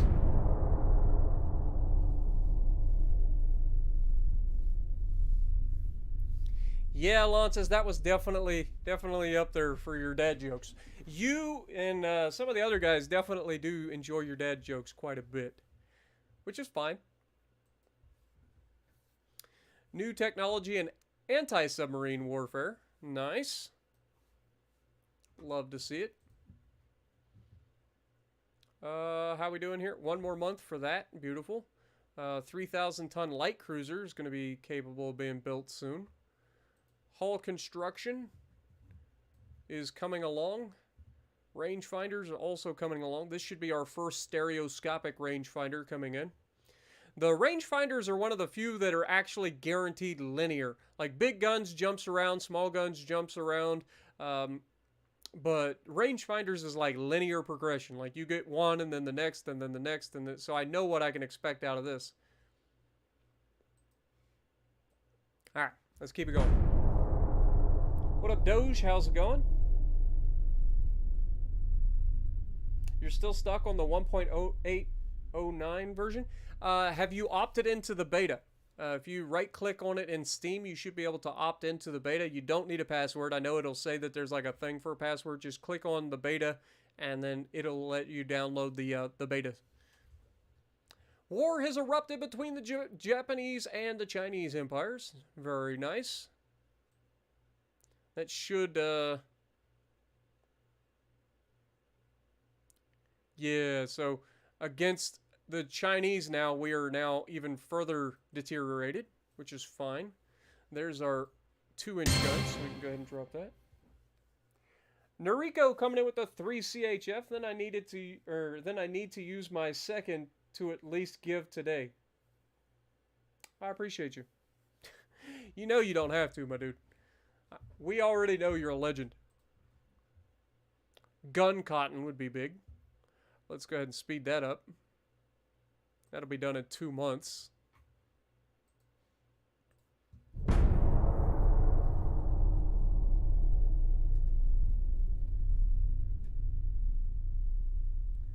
Like I said, Noriko, man, you don't have to. There ain't no reason to bankrupt yourself. I do appreciate you. The government is worried about the growing international tension. A military confrontation with Russian Empire becomes possible. What is your advice? If you want peace, prepare for war. The naval budget must be increased. We need to intimidate the Russian Empire by significantly increasing our military strength. That's probably, you know...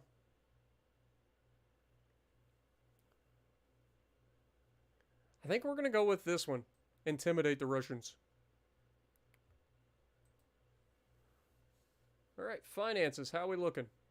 We're doing great. You'll love to see it. Okay, so yeah, the Russians, the Chinese, we're on fast track now. for a confrontation with both of those countries, which, again, I'm not opposed to. Hull construction, rangefinders, and next month we get the explosives, which is fine. We are potentially going to get some larger torpedoes in the near future, as well as potential for better torpedo tubes. But we're not going to fast track these because I don't really care about torpedoes whatsoever. All right, let's just keep it going.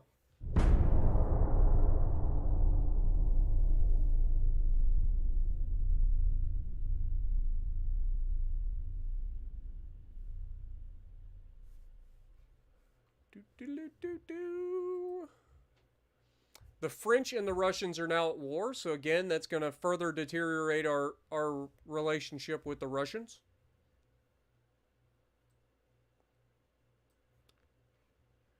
All right, there's the gun cotton as well.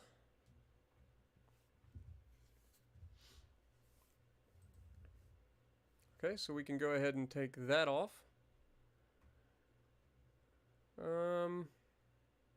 I don't think we need to speed anything else up right away. Cruisers are coming along soon, which is fine. Let's go ahead and speed this up. Yeah, Spartan and Torps don't get along well.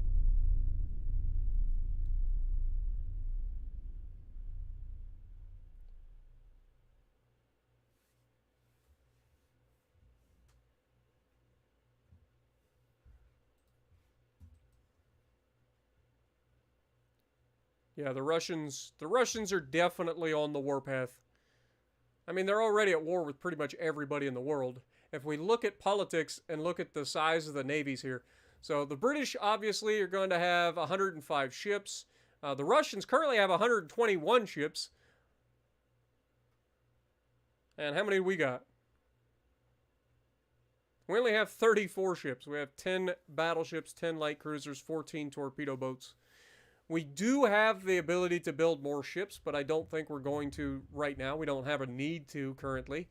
Plus, the quality of our ships, I believe, is superior to majority of the other nations. So I'm fully capable, or I'm fully confident in our ability to look at the Russians, man. Russians are fighting the British, the French, the Spanish. So they're literally fighting a third of the people in this world. Like, good Lord. And some of the most, like, the biggest navies. That's a bad idea. You finished the Lego? Nice.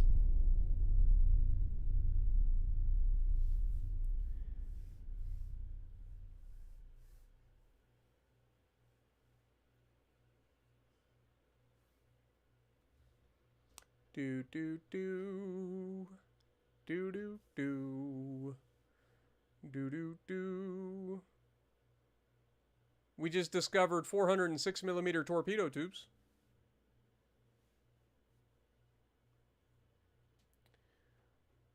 Well, it's the big show.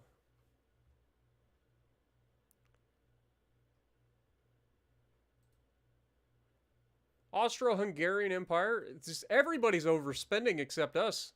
And we're the only ones that seem to be, like, making money. All right, what happens? Why do we only have? Hello? Oh, because we ended up. Oh, hold that thought. Move ships to Philadelphia, please. One of these. Yeah, there we go. I moved them to the wrong port by accident.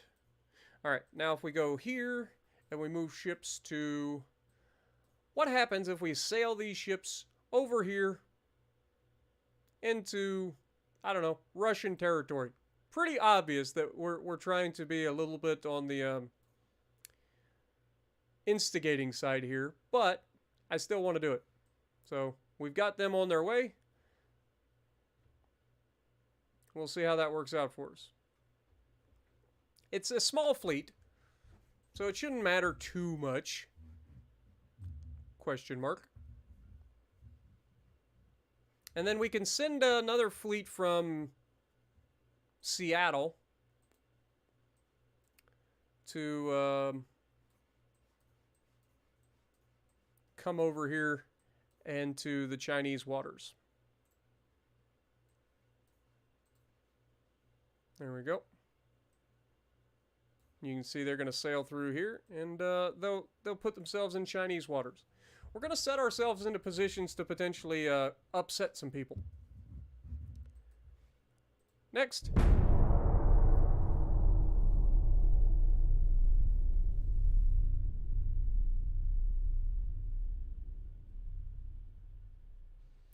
Yeah, the Russians are in trouble with their war efforts. Let's be honest. I mean, it's still a massive country. They have, you know, quite a bit at their disposal in terms of human lives to throw at, you know, whatever they got to throw it at. But they're not doing a particularly amazing job. All right, so yeah, we got 64-38. So the Russians are definitely going to be on our bad side here. So maybe we take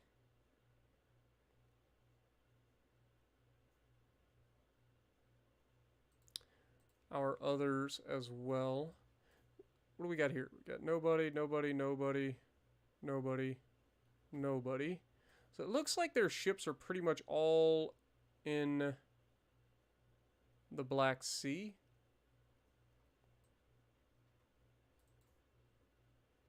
It's a heavy cruiser, heavy cruiser.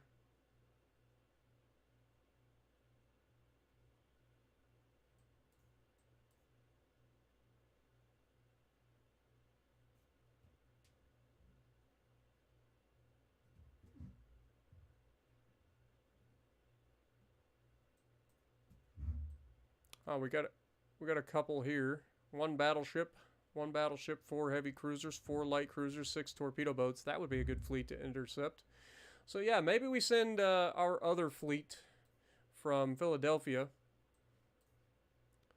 and we send them up here towards the Black Sea.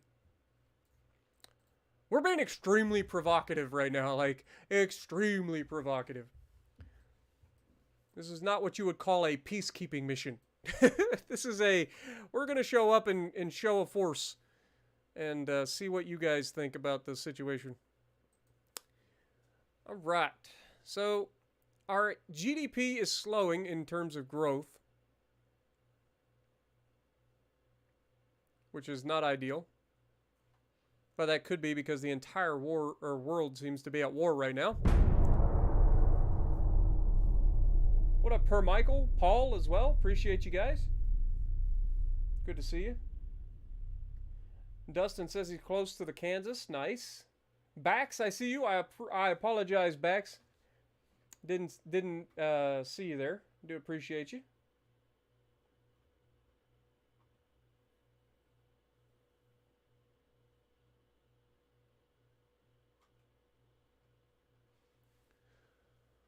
All right.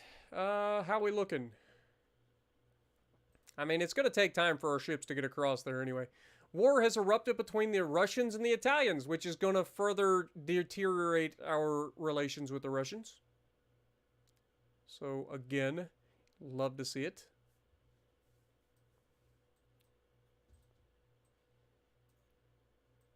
You can see how long it takes. We've been, what, 2 months already, and we're just at, like, the tip of Alaska? Like, it takes forever for our ships to move with those battleships. All right, finances, how we looking? 36%, we're good there. Research, how we doing? Hull construction, rangefinders coming along really well. We have a free spot, so what are we looking at here? Reinforced bulkheads would actually be a big deal, so let's go ahead and speed that up. Control stations, we're going to be able to unlock advanced towers as well. That'd be another thing that I maybe want to look into. Maybe we take off this a little bit and try to speed this up. Get these both done in 3 months, and then we'll go back to hull construction.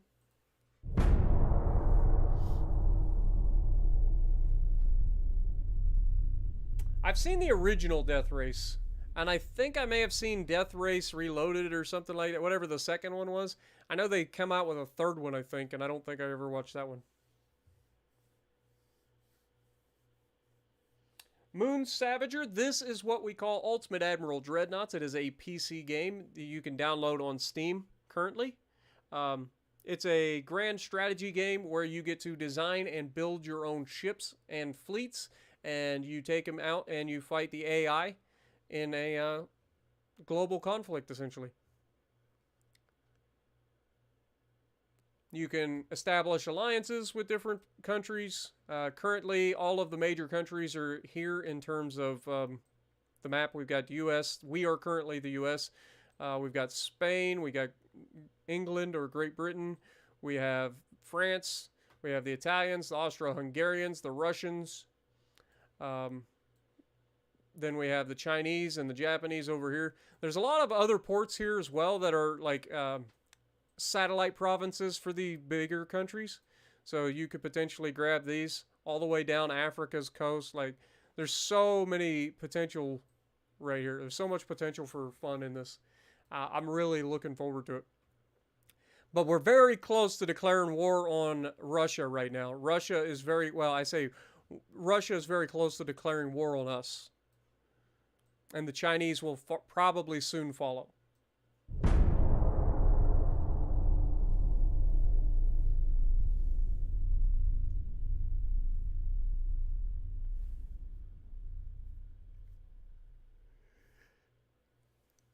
And that's the best part about this game. It's not really a resource-intensive game. You don't need a crazy gaming PC to run this particular game. Now, that being said, the PC or the game itself isn't very well optimized.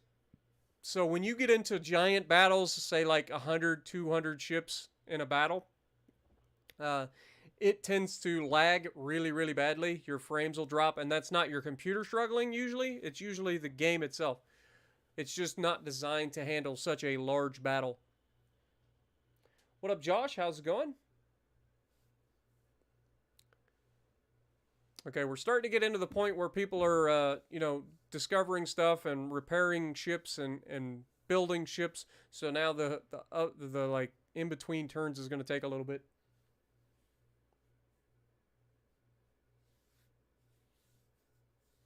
Heck, 100v100. What about our 4 or 5 battleships versus like 150 or 210 or something like that in our biggest battle ever? Like, it was ridiculous. I think it was 5 battleships versus 207 or something like that British ships. Like, it was a ridiculous fight. And we won. It was glorious. All right, finances, 44%, so we're doing good there. Politics, yep, we're very close with the Russians still. Research-wise, 1 more month until we get the control stations. 1 more month till we get the internals. It's big.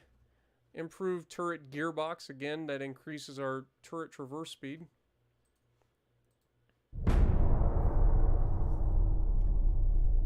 Is the game available for Mac? I do believe so, but I can't guarantee it. I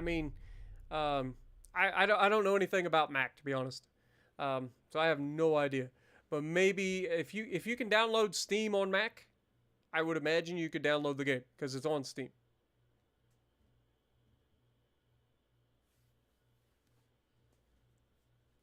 And we're officially into 1893. We're 3 years into the campaign. We have yet to get into a single engagement.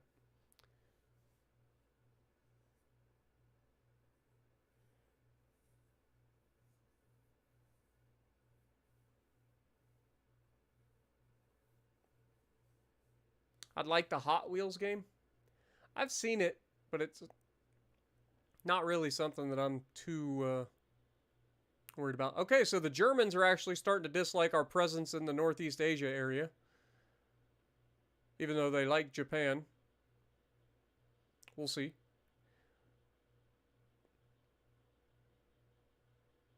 And of course, the Germans are disliking us for being in the Baltic Sea. Makes sense.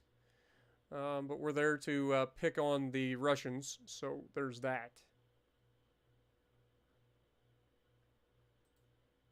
Our government wants to organize an international regatta to promote the mutual understanding at sea between all countries. What is your opinion? You agree in planning events that contribute to world peace. That's actually a good one. That is going to kind of set us back a little bit, I guess. No, it's not, because it's going to be with all of the people that we don't want to fight at the moment. It would be a waste of money that would be better used to strengthen our fleet. don't need the extra money for that.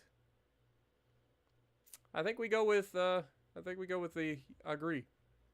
Okay, now we have advanced towers, which is nice. Reinforced bulkheads as well. All right, so we can go ahead and get rid of that. Get rid of that. Go back up here. And I think that's it. I don't think we need to speed this up.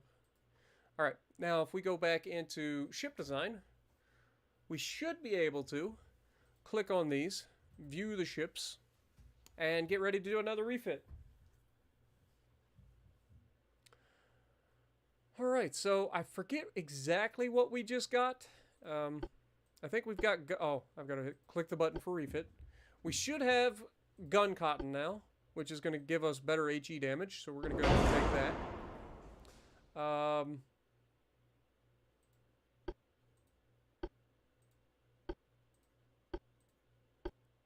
don't think there's a whole lot that changed. We could go to nose fuse, but we're not going to. We could go with reinforced bulkheads. That does make us a little heavier. I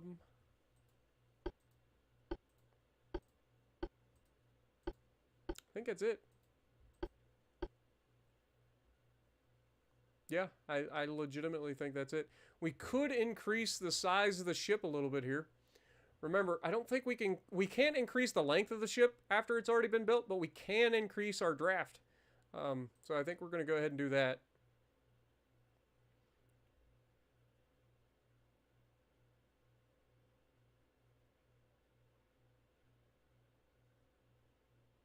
So we can max out our draft now, which is going to give us better protection and more buoyancy, more reserve buoyancy, which is always a good thing. We will have to slightly move our front gun. And this should allow us to either go faster, if we want, or add some armor. And I think last time we went with speed. I think this time we go with a little bit of armor here. I think that'd be a good idea. So we've got 9-inch main belt. We do have a slight 4-weight offset. Could go with 3 inches there. We've got 2 inches there. We've got an inch deck everywhere. So maybe we go with like 3.5. 3.5.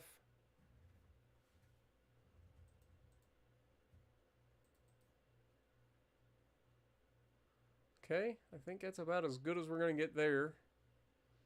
That gives us 17 tons of reserve buoyancy, which should be plenty for now.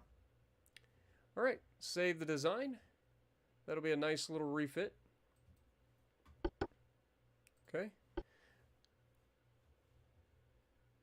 Good morning, Capri. Appreciate you dropping in. Do you think you'll try to remake the Battle of Jutland? I mean, it's difficult to try to, like, unless you like do a custom battle, it would be kind of difficult to do that. But I mean, you never know. Like that would be something you could definitely do in the custom battles area. Not necessarily in the campaign though. I just clicked the wrong button. I'm an idiot. All right. So we should be able to refit all of our battleships here. It's a pretty extensive refit, so this is probably going to cost a couple of months here. So if we click here, we should be able to go bonk, bonk, proceed. How long is that going to take? Yeah, 3 months to complete that. To be expected.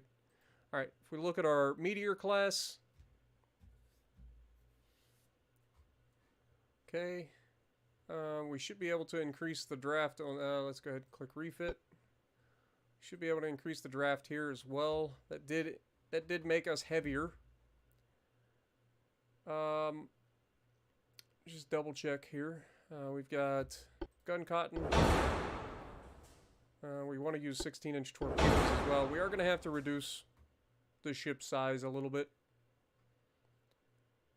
one way or the other.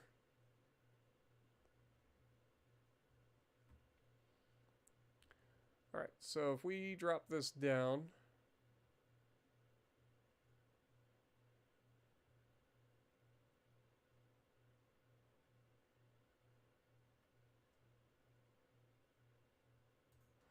okay, we can do something like that.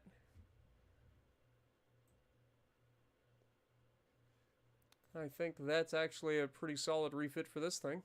So we'll go ahead and save that design.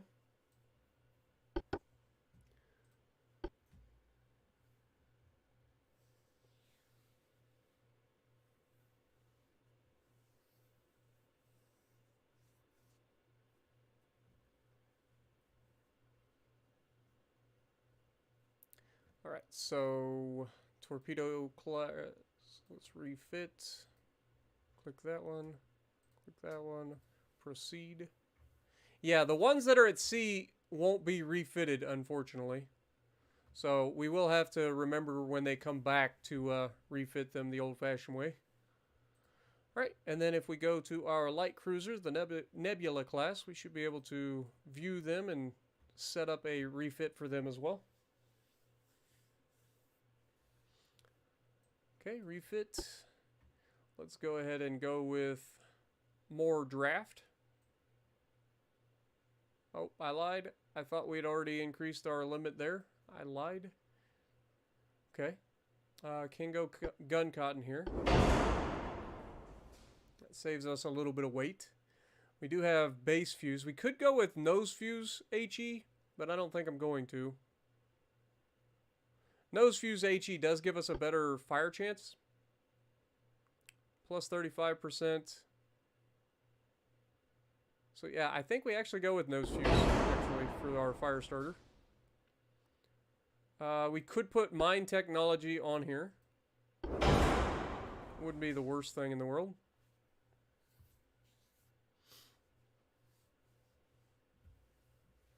So we might as well do that. And we do have a little bit left over that we can put into something.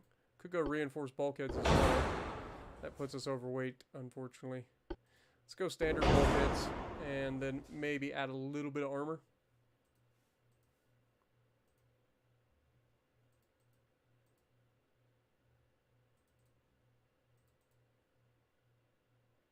And that's pretty much all we can get away. Okay. Alrighty, that should be a decent little refit as well. Now have the ability to lay mines.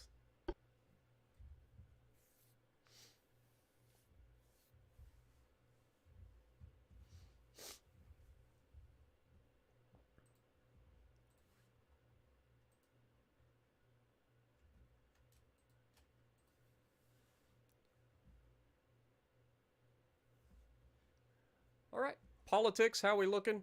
Very, very close to going to war with the Russians. Very nice. 48% there. Research-wise, we're getting there. We do have one extra left over. Could go with hull strengthening here, which wouldn't be a bad idea. Let's go ahead and speed that up a little bit. All right, next.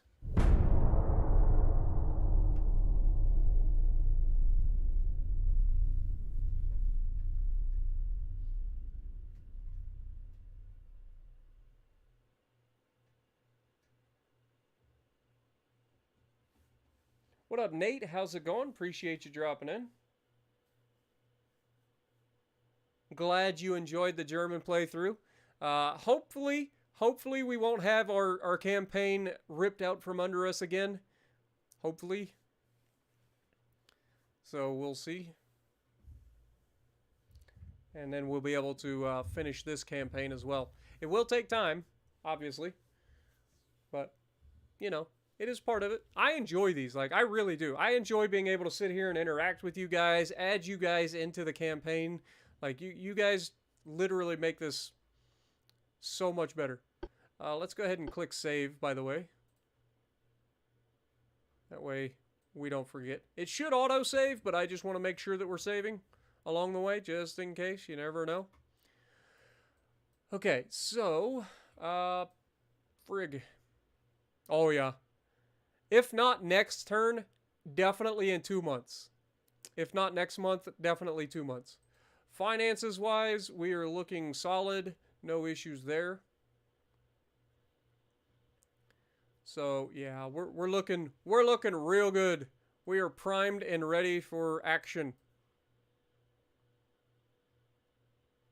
You can see we're right here, too. We've got 4 battleships for the Russians right here, ready to attack us, which is not ideal. We got 2 battleships.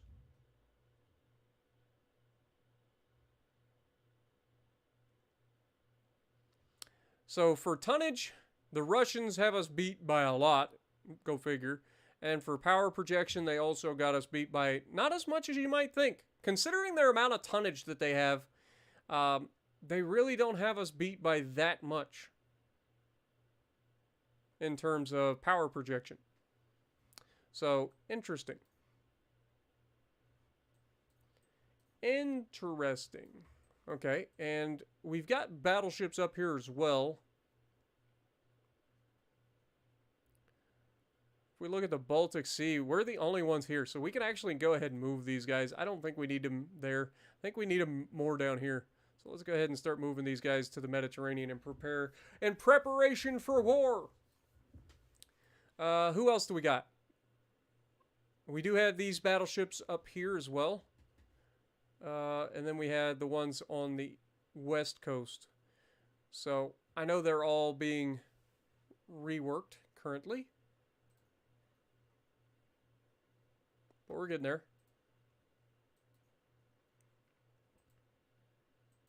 Yeah, that'll be done very soon. Okay, let's keep it going. Are we at war officially?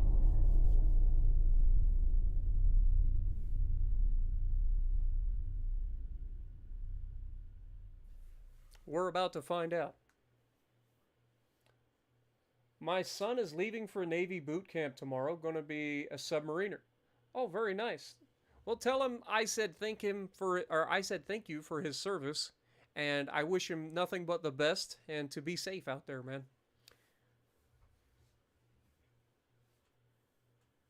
What up, Daniel? What up, Vokton? All right, it's about to get real. We're not currently at war, but we are right on the fringe. 96%. Like, we are right on the fringe of war. So, we're right there. 56% there, research-wise. 10 months for the next rangefinder, which will be stereoscopic rangefinders, which will be a really big buff. And then hull strengthening is coming in 2 months. Very nice. Very nice. Let's go.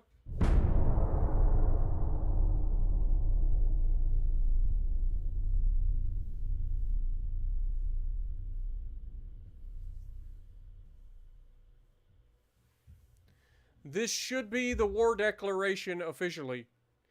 And I cannot wait to see what our monthly balance goes up to when we're under wartime production. All right, Dustin, have a good night, man. I'm glad you enjoyed. And hopefully you get caught up on the rest of the stream when you wake up or at some point during the next week or so. I'm going to try to do one of these a week. I don't want to go too crazy, but I'm going to try to do at least one of these streams a week. And, you know, depends on the feeling. Some nights, if I'm not tired, I might just jump on and do a stream. You guys will have to keep them. That's all the more reason to make sure you have your notifications turned on for me.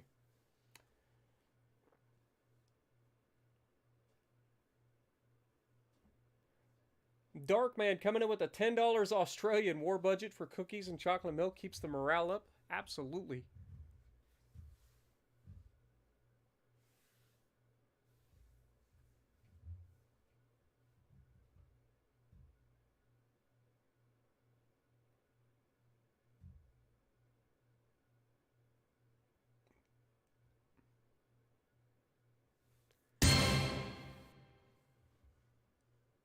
War budget. For cookies and chocolate milk. Keep morale up, smiley face. Appreciate you there, Darkman. Come on. I know. I don't think the game's crashed here, and I don't think it's frozen. I think it's still working. It's just we gotta wait for it to update here. Have a good night, Johnny. Appreciate you, my dude.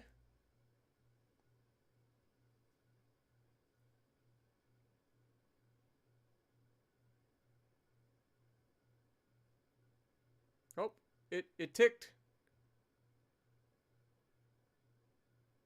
There's just a lot of stuff being built right now. All right, close. Beautiful. We're still not at war? How? We're at 99. Next month for sure we're at war. 100%. So, well, I mean, the good news is we're getting our ships around to the Mediterranean to help. Because currently this one fleet's kind of all by his lonesome. And then once we get over here, you can see our fleet here with the Chinese. I don't think there's any Russian ships to worry about, but, oh, I lied. There's a Russian vessel right there. So we might end up trying to see if we can't bait him into an engagement. We also have 3 battleships, 7 heavy cruisers, 9 light cruisers, and 17 torpedo boats right there. Good lord. Good lord, that's a nasty fleet. All right. There's a lot of stuff going on here. All right, what else we got? Finances, we are 60%. We're still making money. Research-wise, 1 month until we get the hull strengthening and 8 months until we get the rangefinder. Beautiful. All right. This should be war, boys. This should be the one.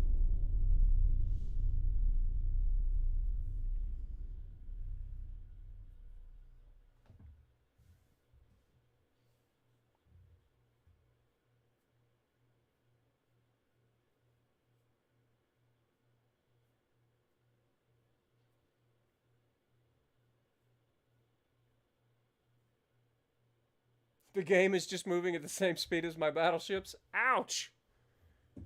Ouch! That hurt. Right down in the pride. Like I said, I don't think it's freezing and I don't think it's going to crash. I think it is literally just because so many different nations are at war and they're all repairing and building new ships. So it just takes time. We just got to wait for it.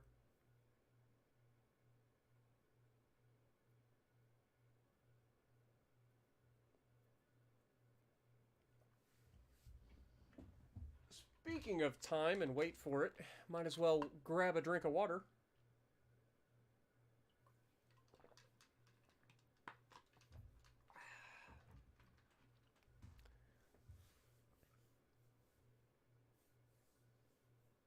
Oh, it's ticking.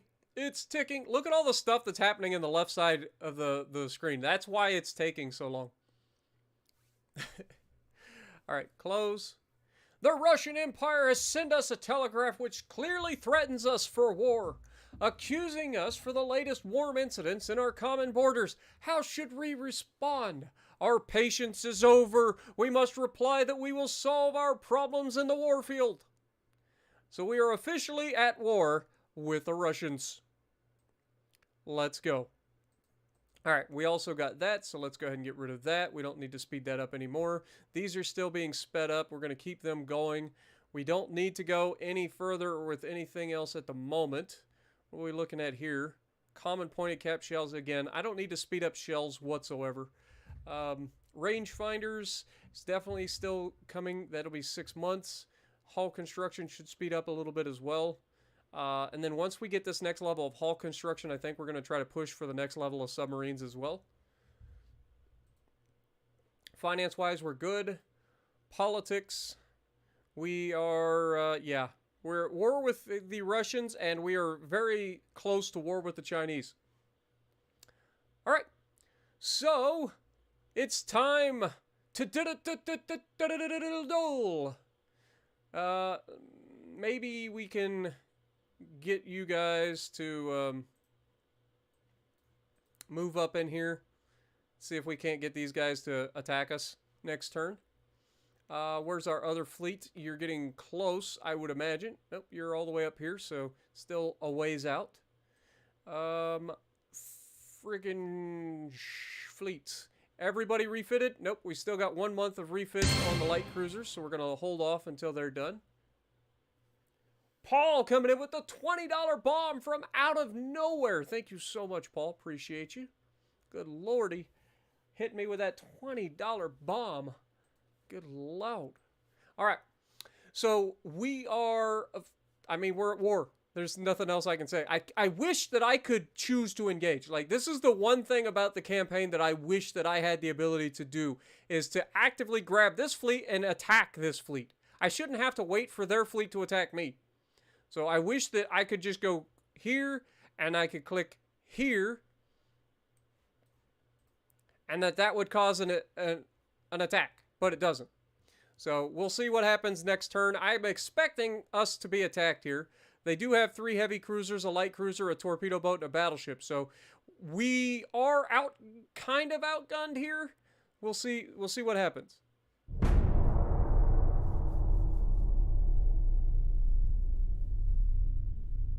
Well, I'm glad you enjoy, Paul. I really am.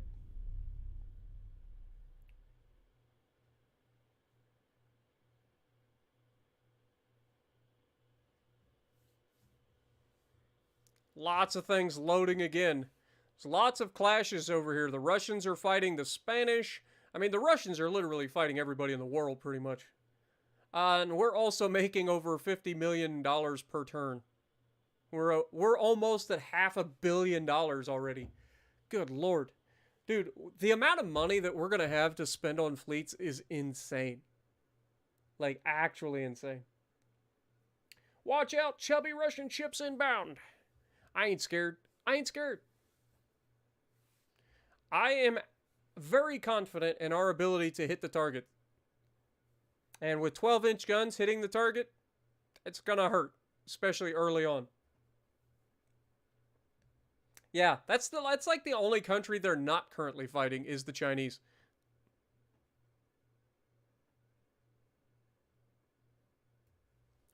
Watch out, watch out, watch out. RKO.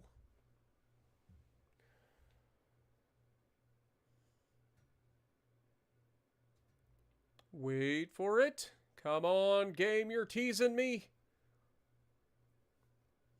Watch. The very next thing, we're going to get absolutely annihilated. James, welcome to the stream, my dude. Good morning.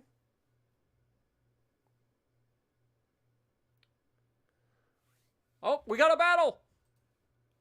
The French Empire offers an alliance agreement but needs a considerable financial aid. I'm not giving you money. Screw you. Hey, we got the fight that we wanted. It's actually not as bad. It's actually, oh my God. How are they off our coast? How did the Russians get all the way over here? Oh, we're definitely fighting that fight. Damn. The Russians got bold as hell. They're attacking freaking New York and Portland. I think it's Portland, right? Am I wrong? I say New York. That'd be, yeah, I think it's Portland. But they're right there. What are you doing? How dare you attack us? Good Lord. The Russians literally just teleported across the map to attack our coast. Like, what is up with that?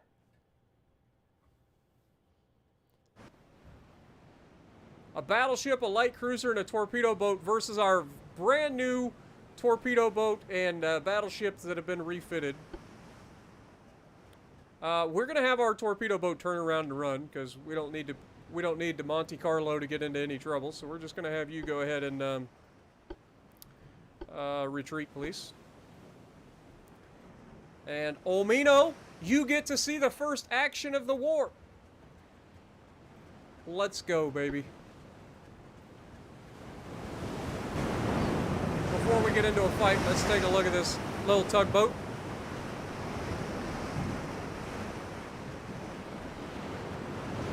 Just a chugging along. We're already being shot at. Somebody is shooting at us already, which is slightly terrifying. I mean, we are a big ship, so I would expect to be spotted, but here we go, boys. All right, let's pause, and let's take a look at the Russian battleship before we forget. All right. He's got two separate guns. He's got a 11.3-inch gun as well as a 9-inch gun. And then he's got some secondaries that are 1.9-inch guns. I'm not worried about the secondaries at all. The 9-inch gun is back here, I believe.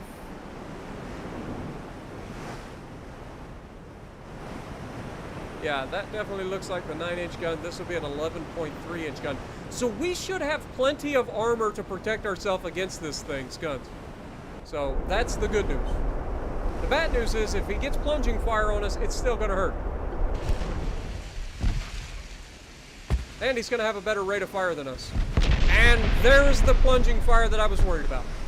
But we're okay. We took a hit, but we'll take that. We did end up taking it in the gun.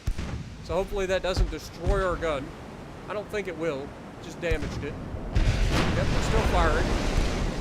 We did score a partial pin. And now we've got some flankers over here to worry about. But first things first, we need to attack this battleship. We're going to be shooting HE out of the secondaries.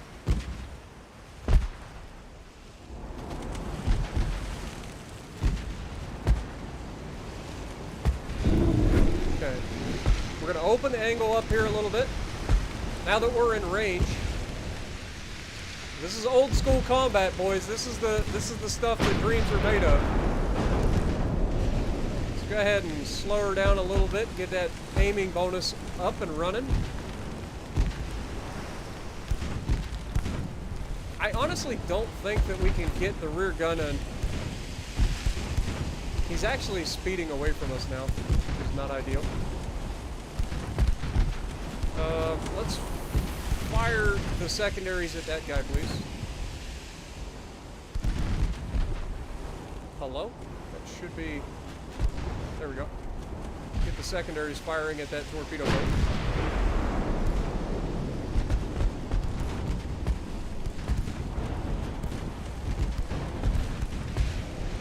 He's going to find it very difficult to get close to us with that torpedo boat, I think.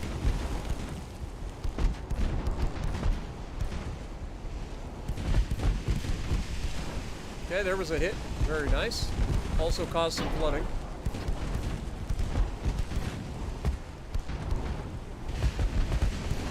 Another big hit. Destroyed a main gun. And he should be dead. Yeah, down goes the torpedo boat. Massive hit on the battleship there. Got a 4-belt overpin for 550 damage. And we're also getting into a position where we potentially could get both guns firing here. 31% chance to hit the target currently.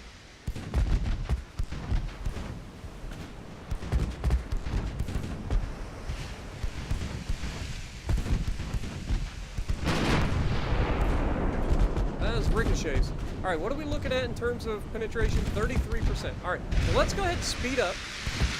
He's capable of 17.4 knots, so we are technically faster than he is. And so we are going to try to get him to where he can't run away. He is opening the angle here.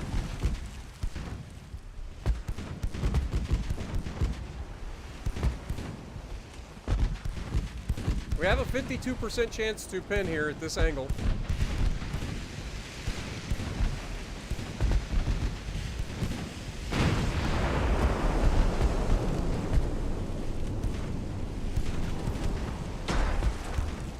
The goal here for me is to close the distance, but also to get all my guns firing at some point. Secondaries are setting fires. We've landed the more significant hit. He did hit our gun, but we've been the only one to really land a significant hit.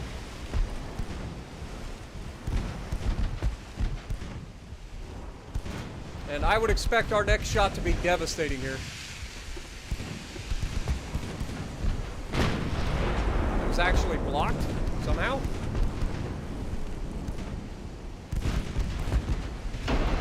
We just took a partial pin from an 11.3-inch HE shell.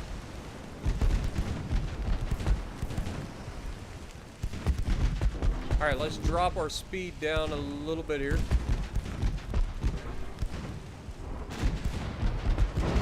Took partial pin.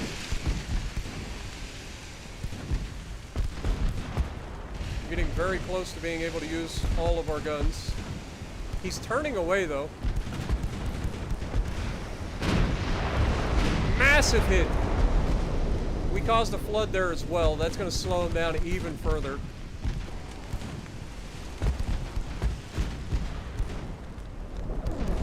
Not to mention make him even less likely to hit us.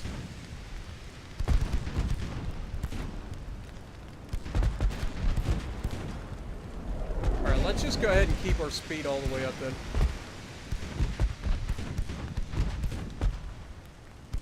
Once we fire our next shot here, I think we'll flip and try to chase here.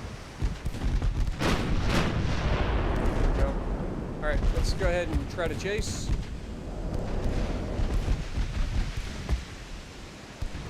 You can't run forever, Sunshine. Really wish that our 4-inch guns were a little more accurate, not gonna lie. I mean, they are doing some damage, but not nearly as much as I would like.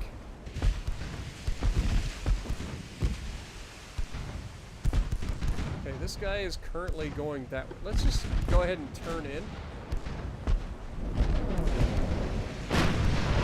And this guy cannot outrun us. Let's go ahead and use some HE as well.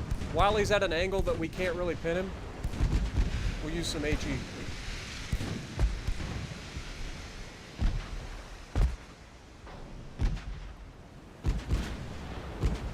That way we're at least scoring some sort of damage here with the big 12-inch guns.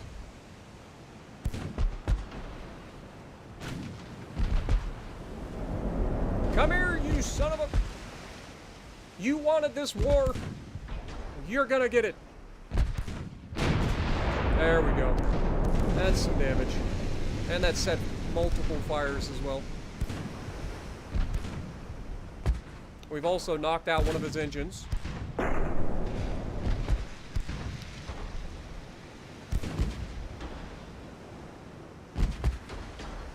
Old Mino is doing a pretty good job in this first fight. We did score a flood with a secondary hit there, I think.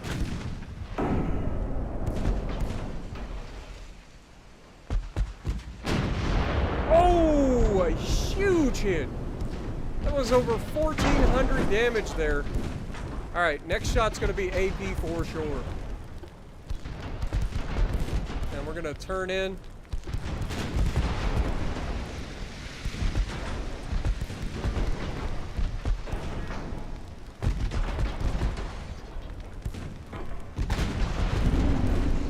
And down he goes. We burnt him to death. That's big. Okay. So from here we're gonna use HE. If we do end up finding this cruiser, he's what, to the west. Okay, so yeah, we're gonna try to find him here. No guarantees that we'll find him. We will find him, hopefully. It's not allowing us to go further than ×5, so that means he's relatively close. So he may be trying to chase us, and he just got out of range this whole time, and we can't see him.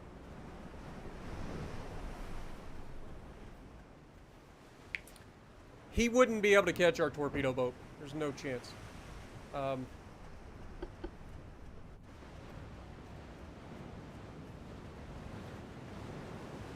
We are full speed ahead. We did take some damage, but overall, not that bad. We lost 1.1% of our crew.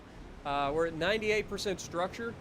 We managed to receive 402 damage versus dealing 5,500 damage so far in this fight. To the northeast. Okay, so he's actually, like, further that direction, huh?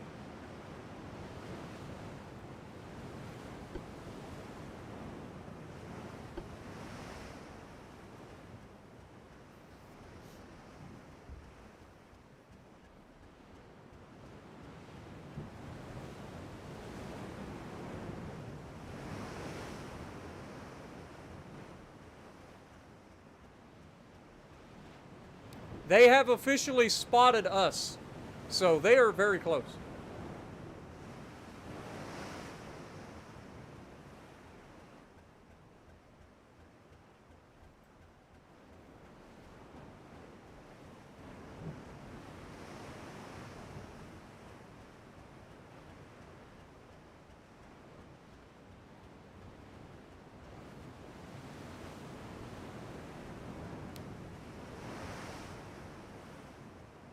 Once again, they have spotted us. We cannot see them. They're a much smaller vessel. It's harder for us to see them. But overall, I'm feeling pretty good.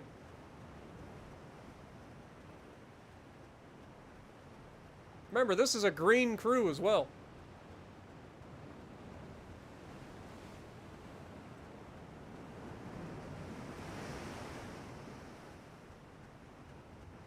Okay, he's running. To the east?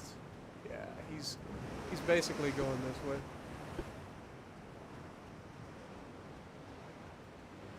I think he's trying to circle us, so what we might do is try to, like, get out ahead of him. I don't want to take forever chasing a light cruiser, but he's way too close to the coast of the U.S. for my comfort. So if I can deal with him now, then I'll feel much better about it. What up, Michael? How's it going? Yeah, what he's doing is he's probably doing circles around my ship. He's fast enough to maintain his ability to stay at a distance. I mean, the other thing we could do would be to send this guy over here to scout for my battleship. And see if we can speed that up that way. Because this guy's capable of doing 28 knots. So, like, he should be able to catch up to us relatively quickly. Even though he's a long ways away. Currently in the southeast. So yeah, he's literally just doing circles over here. So maybe we go due like west at this point?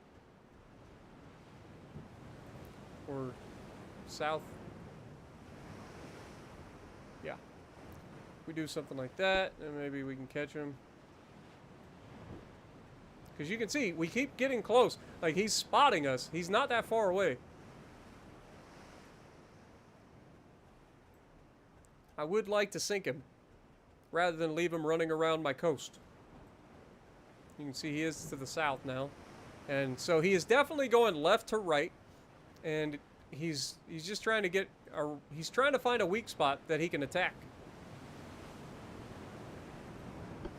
So we're gonna try to get ahead of him and see if we can't cut the guy off. There's a smoke screen! We see the smoke, boys!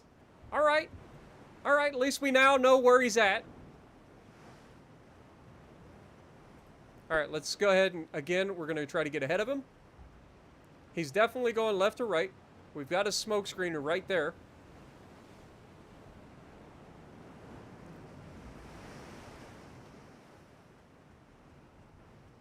What up, Bretta? How's it going? Welcome to the stream, my dude. Good to see you. America, yeah. Gonna say the motherfucking day, yeah. Okay, his smoke has dissipated, which means he no longer has smoke screen. We know he's going left to right, and we know he's roughly right here, so we should be able to get out ahead of him and hopefully catch up. Okay, where's our destroyer? How close are you? You're still a long ways away. Okay, so we're not going to get any help from the destroyer here in terms of spotting, most likely. But at least now we kind of know where he's at, so maybe we can get close enough. All we got to do is be able to detect this guy.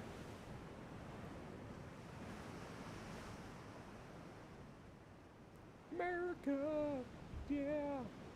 Gonna save the motherfucking day, yeah.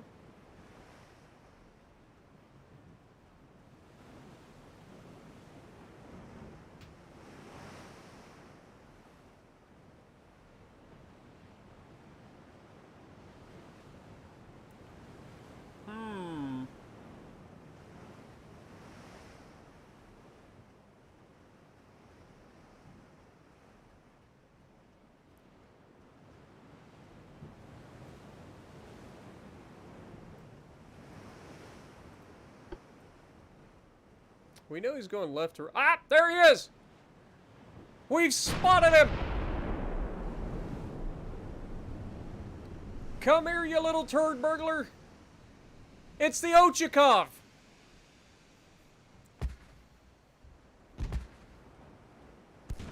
The Ochakov does have torpedoes, so that's something to consider. What kind of torpedoes? Okay, you've got 4 aft and underwater. Oh my god, he's already taken a hit.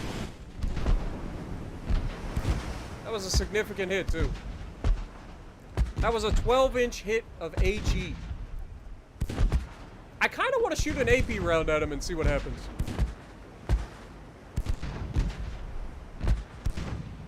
I mean, I don't expect the AP to do much because it's probably just going to overpin him.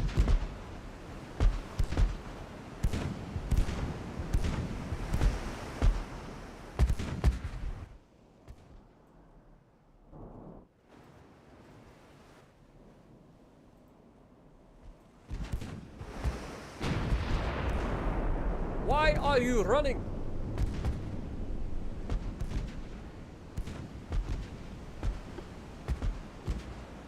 Alright, we're going to go back to HE because, let's be honest, we're not going to likely hit him. And when we do hit him, I want to be able to, like, absolutely crush him. Preferably.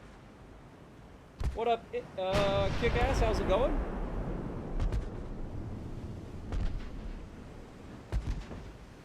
Yep, Jax is still afloat, my dude. You have a 120-foot battleship being built with 3x3 20-inch guns. Good lord.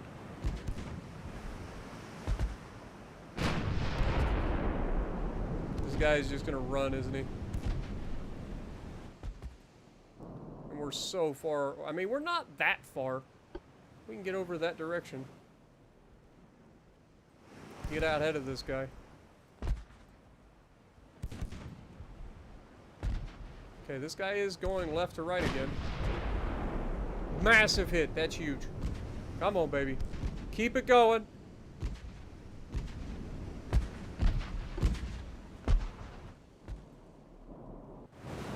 We can officially see him.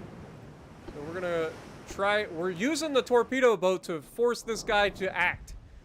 The AI will try to run from us. There's another good hit. The AI does try to run away from us if it can. So by coming out here behind it, we're forcing it back towards our battleship.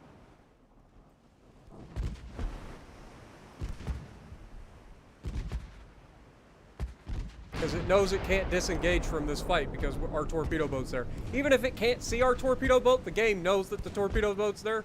So it can't run that direction anymore. So that forces it to come around.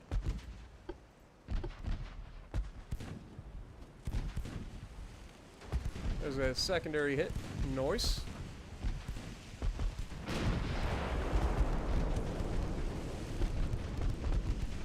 Now we can unload all of the secondaries. They're not hitting anything, but we at least have the ability to.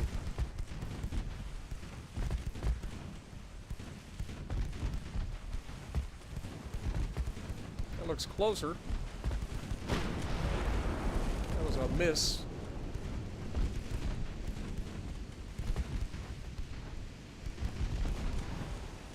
We are doing damage, though. Slowly.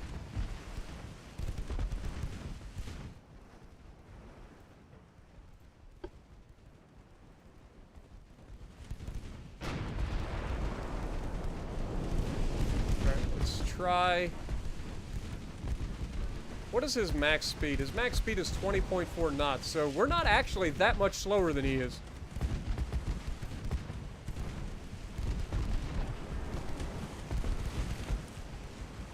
What's his torp range? We cannot get inside that torp range. His torp range is 0.9 kilometers. Oh god, he is immediately turning to torp. Okay. Use AP then with the secondaries. We cannot allow him to get close.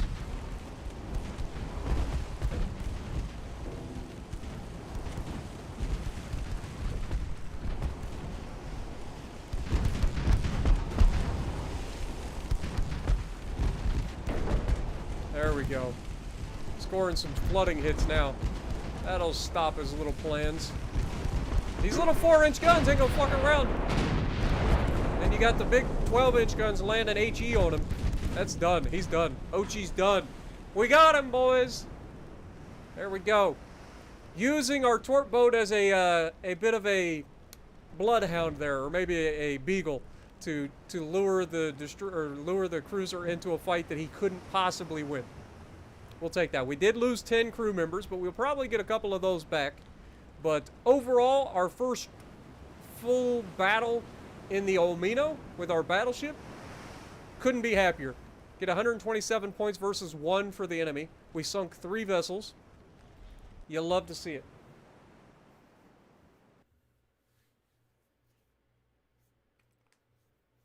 What up, Kimmy? How's it going? Good morning.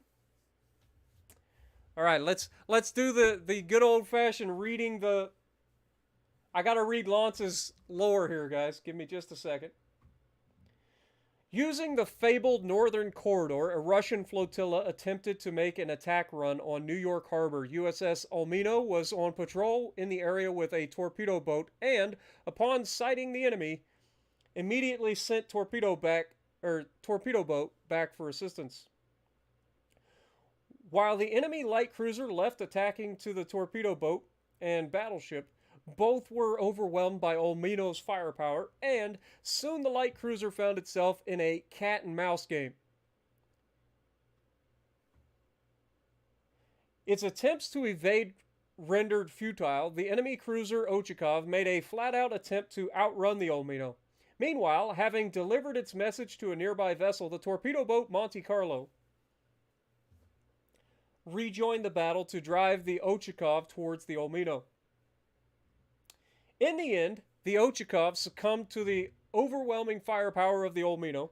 After an attempt to torpedo run on the battleship, this battle showcased excellent design of the new Navy.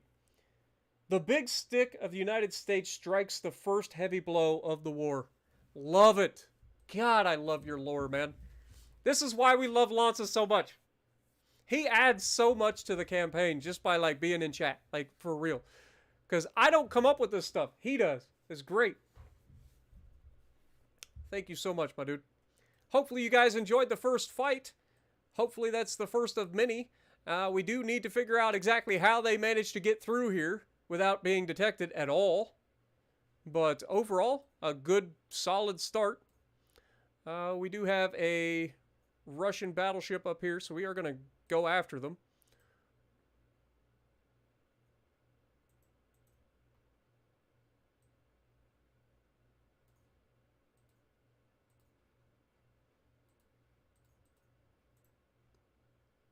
All right, let's move up into the Black Sea. Can we not move into the Black Sea? Sure we can. Okay, there we go. Let's go up in here. Let's go up in here. All right, finances, how we looking? Making all the money. All of it. We're 68% there. Research, how we doing? We are golden there. We're getting close on our stereoscopic rangefinders. We got some new turret mechanisms coming. We also have 8-inch casemates coming, which again I don't really have a need for. We can go ahead and speed up the submarine here, or what do we got here? Basic naval formations gives us more max crew training as well as training efficiency. I'm not going to worry about speeding that up right now. Shells, how we doing? That's the capped, right? Yeah, we don't need that because that just leads to overpins.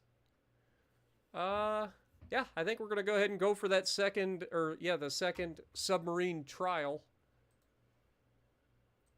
Let's go. Have a good night, Satsuma. Appreciate you dropping in. Glad you enjoyed.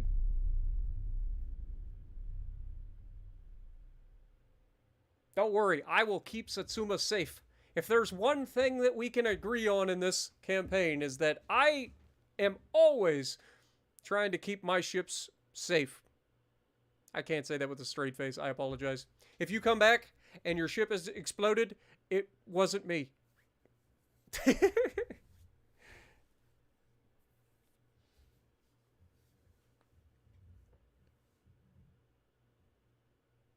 Runs through the Arctic over Canada? That makes sense.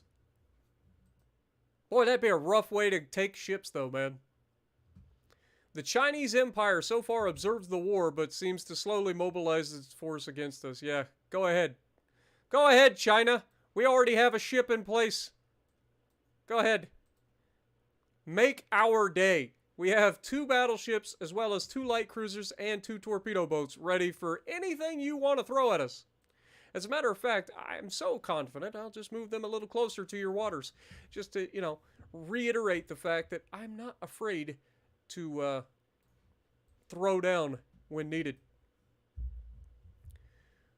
All right, how we looking politics-wise? Yeah, China's literally ready to declare war next turn, probably. Finances are fine. Research is fine. So we're going to keep going. Most attempts made to navigate the northern corridor have ended in failure with severe losses. See? I'm telling you, that'd be a rough place to go, man. For reals. Like, people used to talk about going down around before the Panama Canal existed, when you used to have to go down around the Horn of South America. Like, that was really bad. And you're talking about going up above Canada? Good Lord.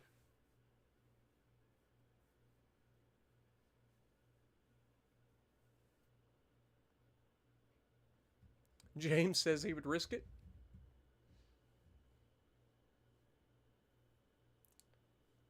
Come at me, China. Noriko waits.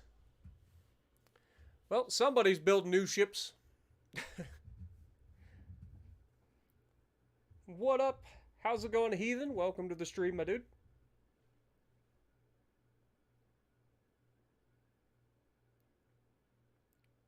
Dang, Bretta annihilated the Chinese. Beat them up so bad they decided they didn't want to participate anymore.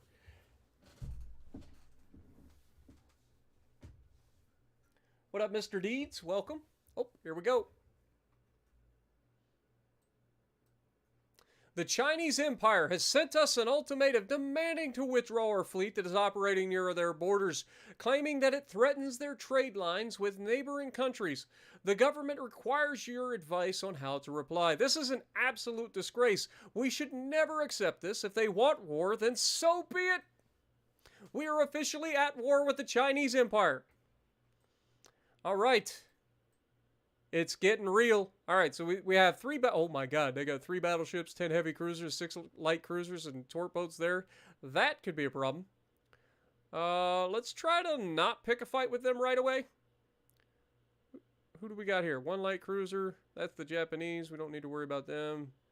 2 battleships down here. That would be more of a fight that I'd be wanting to get into right off the bat. Let's go down here and see if we can't pick a fight with that guy. If we can get down there and pick a fight, I don't want to fight this guy right.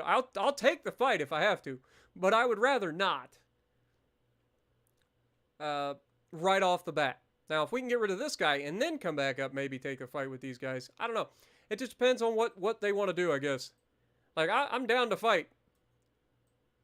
And then these guys are almost here to get into the area as well, which is nice. Now, the next question is, if we look at politics, how is the Russians doing? They're down to just 73 ships. Only 3 battleships. So, I honestly... that's the French, you dummy. That's the French. This is the Russian. They have 75 ships. 7 of them are battleships. So, they still need a presence to try to get rid of their battleships if we can. So, these guys, probably a good idea to be in the neighborhood. That's a heavy cruiser... who we got here? 3 battleships. All right. You're going to move to intercept these guys, preferably. They are currently about to engage with a nasty fleet battle with the Spanish, potentially. All right. How we looking financially? We are good. We still got a little bit left on that. Research-wise, we are also good. So we'll just keep that going. All right. Next turn.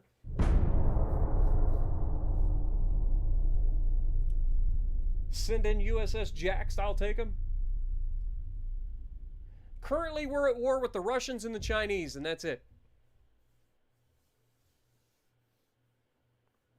Though Germany seems to be heating up to the idea as well. So, maybe getting into a fight with them as well in the near future.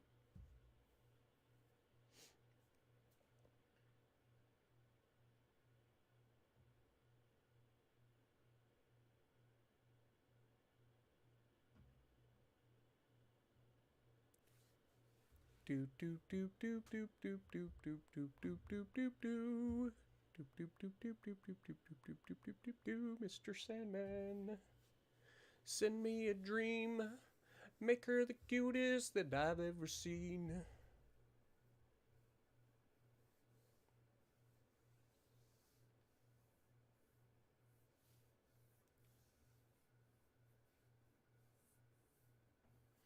Yeah, we probably do need to be looking at a potential alliance.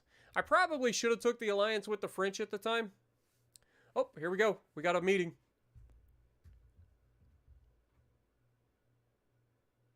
All right, let's go ahead.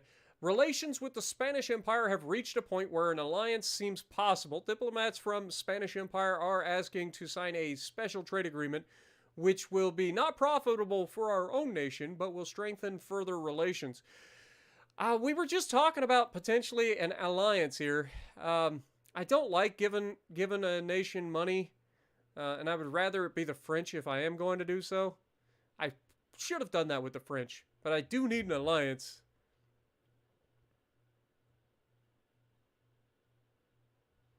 I mean, we have the money. I mean, we have $500 million currently.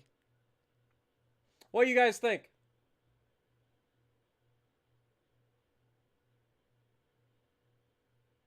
No on Spain? Okay.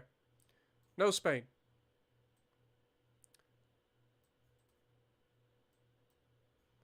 Alright, so we are officially at war with or going to war against the Chinese fleet that's got 2 battleships. Noriko and Robert, you guys are up. We also have Iron Man and Gorge, as well as John Wick and Rambo. I mean, we got John Wick and Rambo on our side to go with these guys. I think we'll be okay. All right, let's go ahead and battle. Let's do it. I definitely want the Japanese alliance. Like, that is something I do want.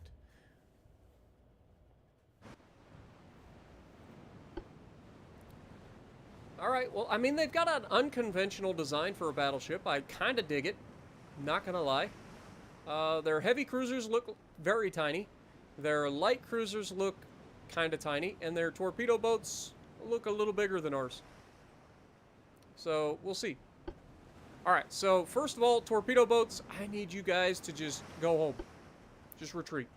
John Wick and Rambo, as much fun as that would be to have you guys move in, I also think that would be a terrible idea.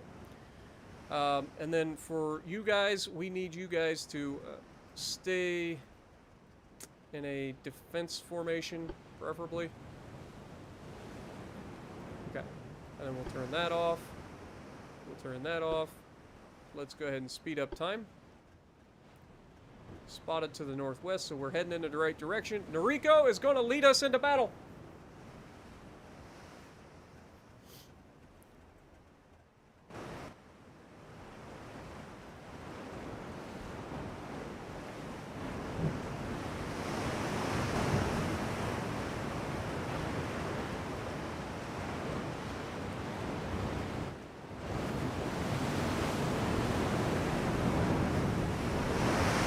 We have officially been spotted, and shells are already falling right off the bow.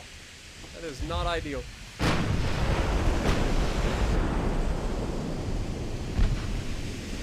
We've got shells raining in from the heavens.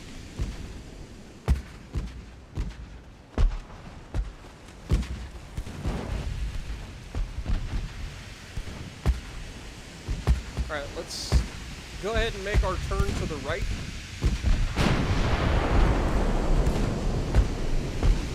We cannot allow these guys to get around us.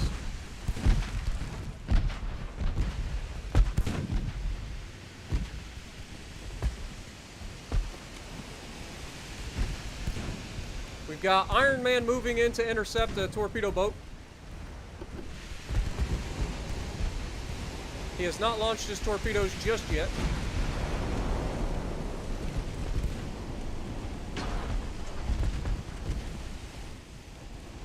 He did stave off the initial attack, though, and did score some nasty hits on the torpedo boat.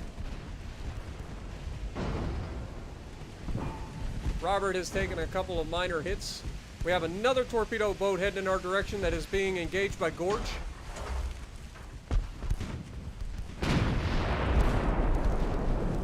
trying to avoid a collision with a friendly vessel. Down goes torpedo boat number 1. We have taken some hits though, which is not ideal. Torpedo boat number 2 appears to be going down shortly. Beautiful. We got a flash fire on that torpedo boat, just to add insult to injury. 3rd torpedo boat down.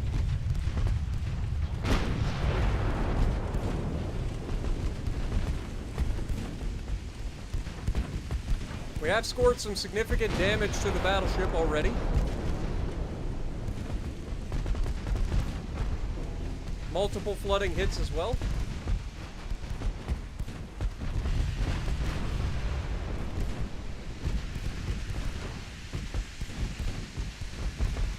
At this range, we should tear him apart. He does sit very low in the water, though. Let's take a look at this thing. He has 12.1-inch guns. Oh god, that sounded painful. Okay, we're fine. It was actually us hitting him. Oh, huge hits. You love to see it. He's flooding fast. We have 100% accuracy at this range.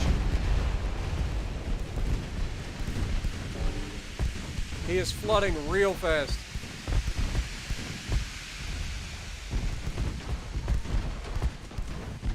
Our light cruiser is potentially going to put himself in danger, so we got to be careful there.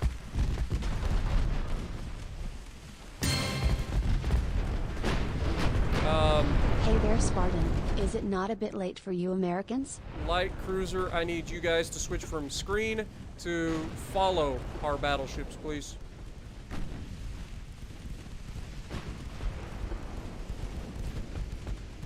Okay. That should get them a little bit further away. Britt, thank you for the 5 pounds, my dude. It is a bit late, for sure. But we're having fun. Our light cruiser's actually tearing that frickin' guy up over there in that heavy cruiser. We are driving them back. Let's go ahead and follow this torpedo in. Try to close the distance on these battleships. I'm very impressed with how our ships are performing so far. I'm not gonna lie. I am very impressed. Dude, their battleship's almost dead already. Our light cruiser Gorge is just annihilating this battleship. Yeah, he's done. He's gone. Goodbye, sunshine. So we've sank both of their battleships already. That's huge. We're turning all of our firepower on the little destroyer, or torpedo. Down goes another torpedo. I don't even know where he was. I guess he was right there with the battleship. Massive hit from our battleship on the torpedo. That's going to do it for him. We're now turning back in. We can actually set these guys back up for screen. I thought these guys were going to be... Our light cruisers are no joke. All right, so let's go ahead and set these guys back to... screen for our battleships. And speed up time as we close the distance again. We've got them on the run, boys.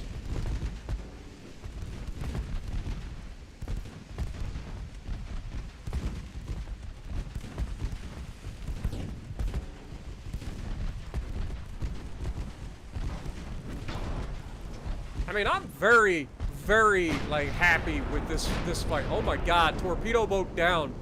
Another one bites the dust. Okay, at this point, I'm actually going to detach. I'm going to have Gorge attack this torpedo boat.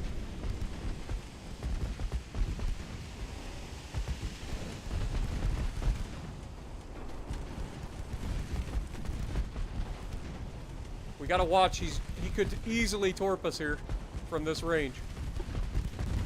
Oh no, Gorge! Turn! Woo! Woo-wee! That was close. That was very, very close. We about spoke that shit into existence.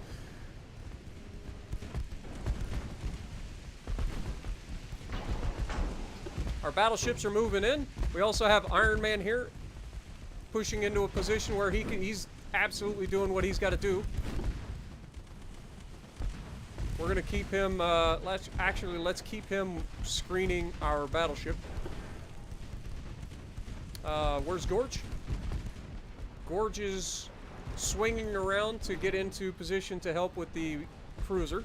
Currently have 4.5% chance to hit, so we would like to close that distance if we can. These guys are currently capable of only 21 knots. He's got 2 engines knocked out as well, so we'll catch him no problem. This guy's got 3 engines knocked out, so we're faster than him. But these guys are actually technically faster than us if they have all their engines, which I don't like seeing.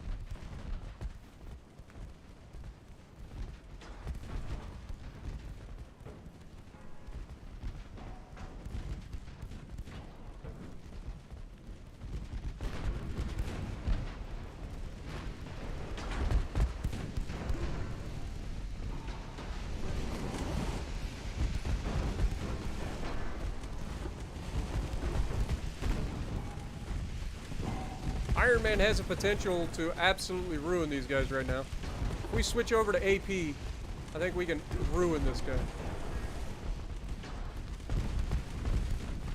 There we go.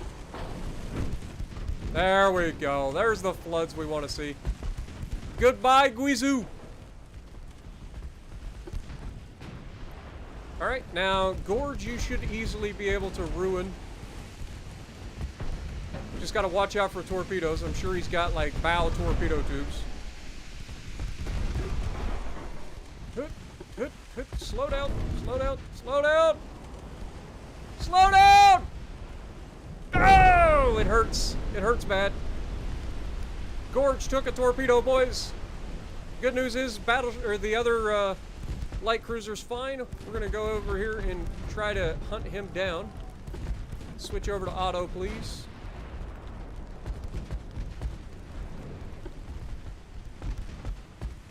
Gorge just took a nasty hit. He is flooding badly, too. Let's have you just go ahead and retreat, please. Smoke up if you can. We gotta take the flood, or take the heat off of this guy. Let's put ourselves in between our teammate and him. This is a terrible idea, but hopefully friendly fire doesn't hurt us, because it very well could. Okay, Gorge has managed to get the flooding under control, which is huge. And we're moving into position to absolutely wreck this light cruiser. I'm gonna go ahead and switch over to AP now.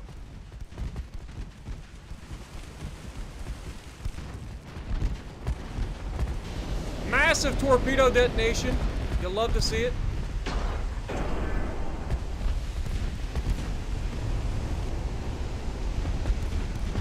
Massive salvo there.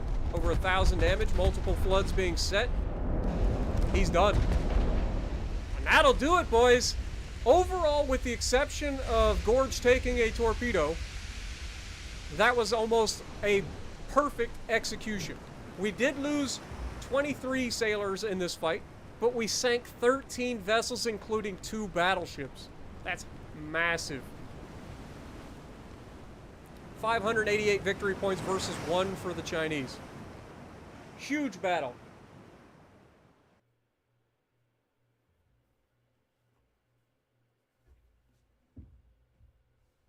What up, Javier? How's it going? This is Ultimate Admiral Dreadnoughts on PC.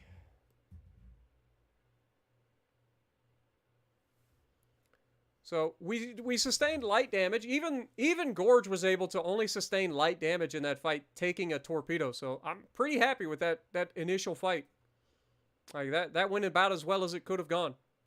I really did enjoy that. Okay, we have a Russian fleet here. It's a single heavy cruiser. Got a Russian fleet over here that's...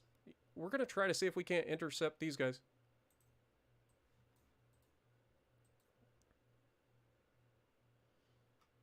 Apparently I can't. Okay.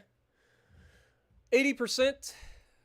And politics-wise, I mean, we're probably still Fine. Yeah, the Germans are not thrilled with us. The French are actually not thrilled with us for some reason. Not sure why. So that option's out of here, but potential alliance on the for the British and Japanese, maybe? We are considered honorable and we are well respected. You'll love to see it. Okay, boilers. What are we looking at? We've got lighter boilers. That would just reduce our boiler weight. We do have submarines coming up pretty soon, hopefully. And not actual submarines. We're doing another trial. Submarine experiment. Other than that, I think we just move on to the next turn. Pretty happy with that.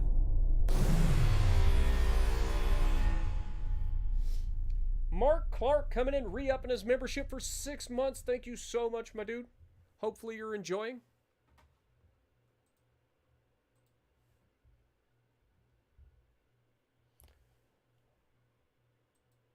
All right, so let's do the lances.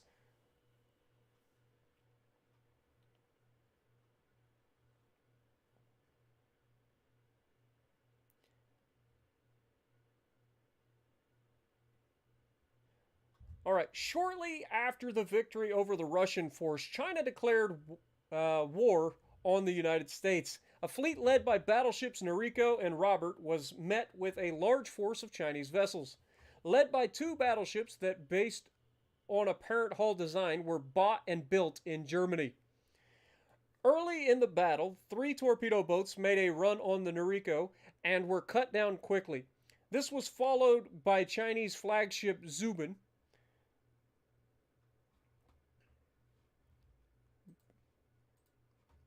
Still waiting for the update here.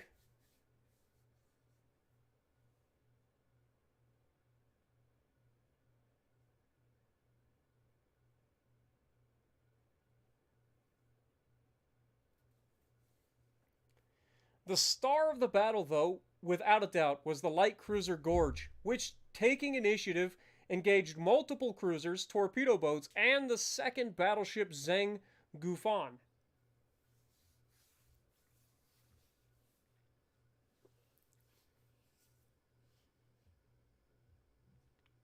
Boy, this is a long one. I'm waiting for this update. Come on, game. We believe.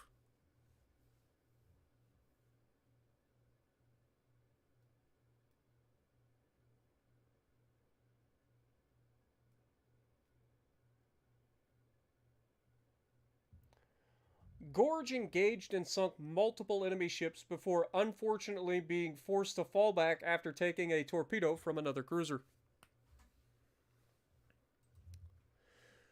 Relations with the British Empire have reached a point where an alliance seems possible. Diplomats with the British Empire are asking to sign a special trade agreement which will not be profitable for our nation, but will strengthen further our relations. What are your thoughts? I'm not against it, but I am kind of at the same time. So I think we're just going to say no to that. All right, we have a single light cruiser for the Chinese going up against the force that just took out the entire Chinese Navy. So, yeah, I think we'll take that fight.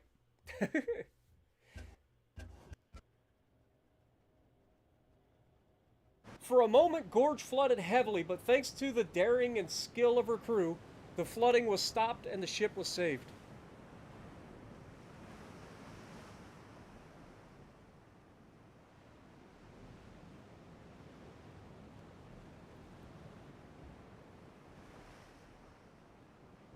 That's all good, Lances. All right. We're just going to have everybody screen. So we're going to have you guys screen the battleships. We're going to have you guys scout for the battleships. All right. And then we have somebody spotted to the south. So we're going to charge full steam ahead.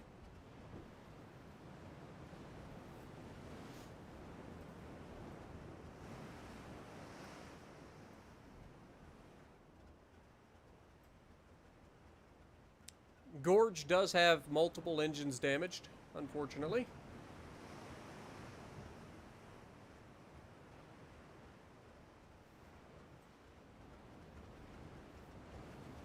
Due to previously sustained damage.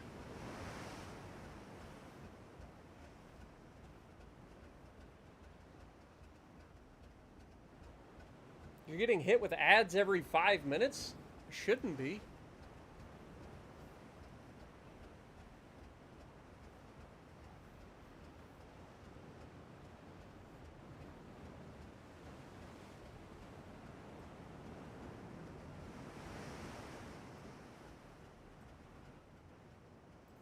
Alright, let's grab the torpedo boats.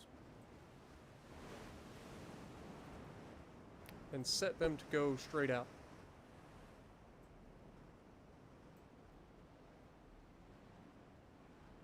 Okay, there we go.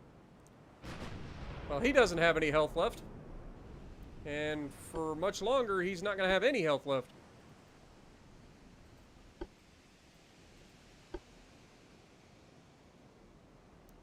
Our range is 6 kilometers. So we got to get a little bit closer here. If the battleships leave anything for us.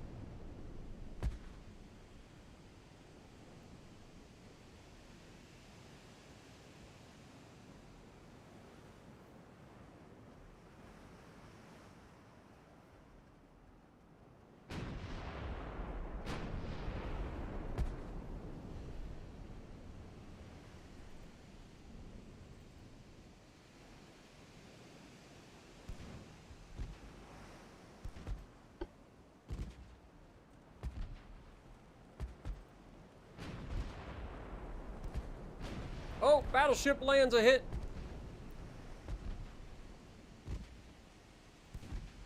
We got Iron Man on his way as well.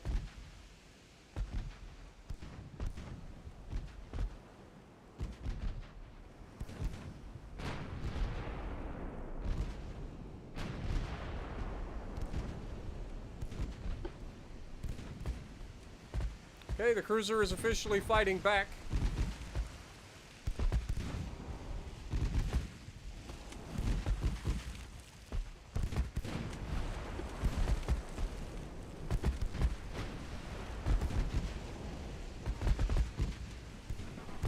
Just set 2 fires. Make that 3.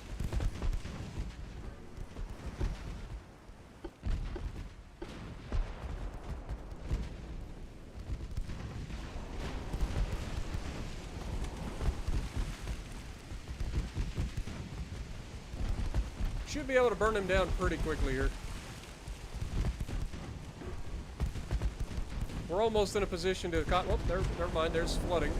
And down he goes. Sinks to heavy flooding, like, immediately. Alright. Easy fight.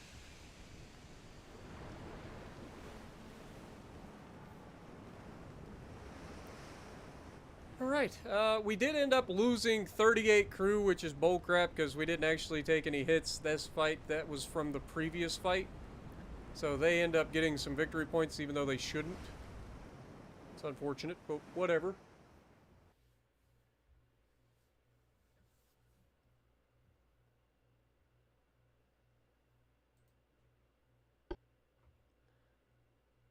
Zuzu goes down. Gorge is taking heavy damage.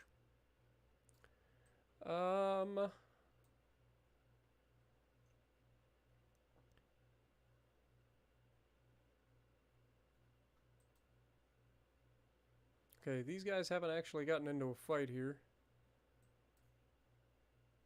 These guys are heading to the Black Sea, so these guys are actually coming in a light cruiser. So we might as well move. See if we can engage them. Who else we got? We got Noriko and everybody down here, right? No? This is Jaxt and Satsuma. Okay.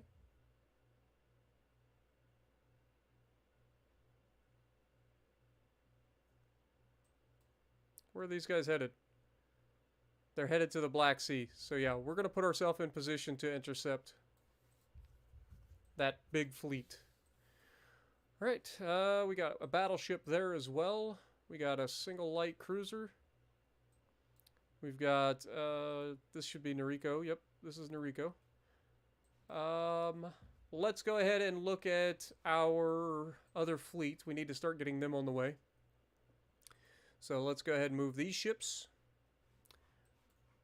These guys are going to swap out with Noriko eventually. It's going to take them time to get there, so Noriko and them's going to have to survive until then. But Noriko's first tour, Noriko's fleet first tour is almost over.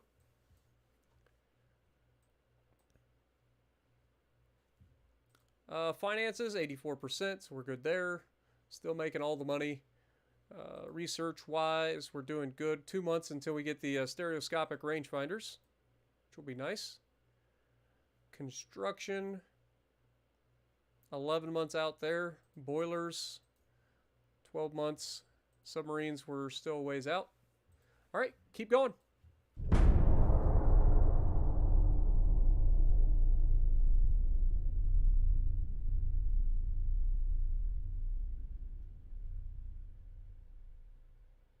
Just saw the cruiser named Incompetent? Absolutely.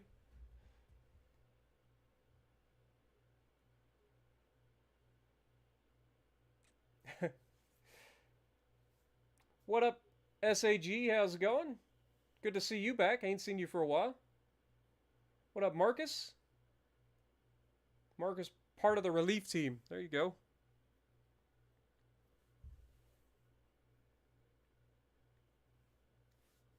All right, we have a task force mission. We have, this will be Noriko again, right? Yep, this is our fleet with Noriko against 4 heavy cruisers, a single battleship, 4 light cruisers, and 5 torpedoes. This isn't even a fight. Let's go. We already know that we can win this fight. Though Gorge is already damaged, so that's the thing that we gotta have to deal with. Gorge won't be participating in this fight.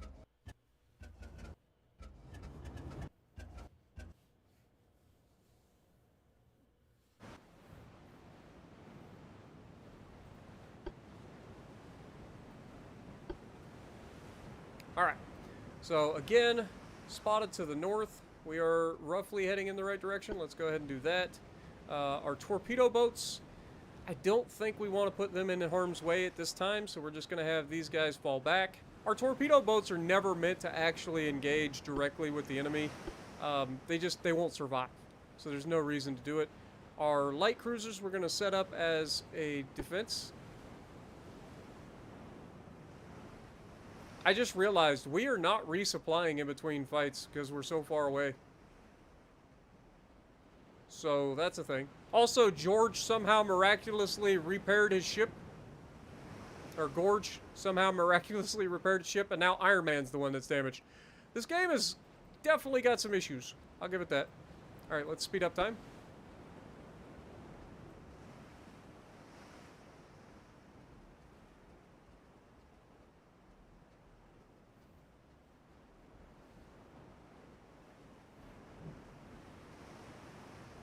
Well, good luck on your exam, man. Headlines from home. Hero cruiser returning home after engaging the Chinese fleet and taking a severe torpedo hit. The light cruiser USS Gorge is slated to be rotated home. It is believed that the torpedo also damaged the ship's medbay, and thus the word has gone out for new medical supplies.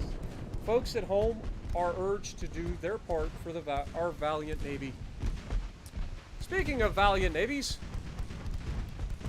Iron Man, I need you to do what you gotta do, brother man. You have scored the first hit, beautiful, and oh my god, Noriko just wrecked him. Good night, sunshine. Good lord. Noriko don't play around. Oh my god, he hit him again! Nope, that was a 4-inch hit. I lied. That was a 4-inch hit. That was probably the cruiser. And down he goes. Good lord, these torpedo boats can't even get close. We're up to regular training now as well. Oh my god, our light cruiser Gorge ran into us. Careful there, killer. Gorge really wants to get at these torpedo boats. He's like, let me at him! I'm supposed to screen! Damn the torpedo! I'm going in! This guy's taking refuge behind his sinking comrade.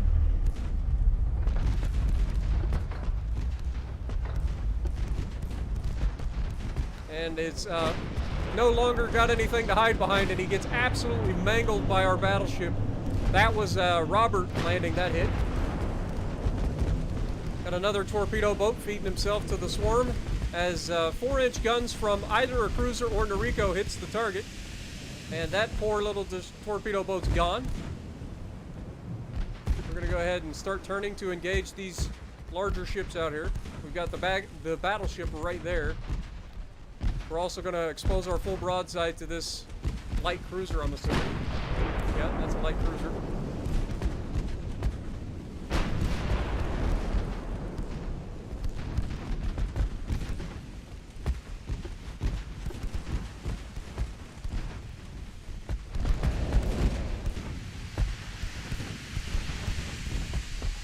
Oh god, here comes Gorge again. Gorge has no chill, man. That ship is like, I need in the fight. He's like, whatever happens, I'm gonna be at the front. It's the second time he's caused a collision with Noriko. And he ends up taking damage because of what? He's already landing hits on the light cruiser Benzi? I don't know how to say it. But Noriko also landing some hits. And that should be end of Benzi. We got Iron Man over here engaging Karame.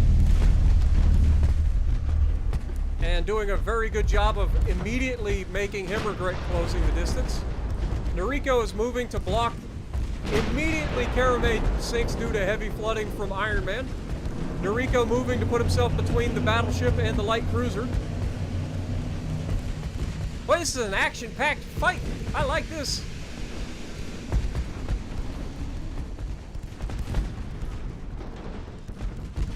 Those 4-inch guns from the secondaries doing a miraculous job of starting floods and fires.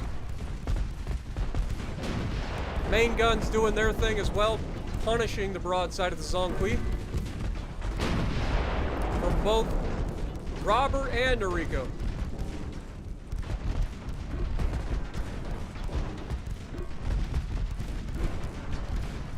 And down goes their only battleship that they had in this fight. We now have a torpedo boat that we're focusing.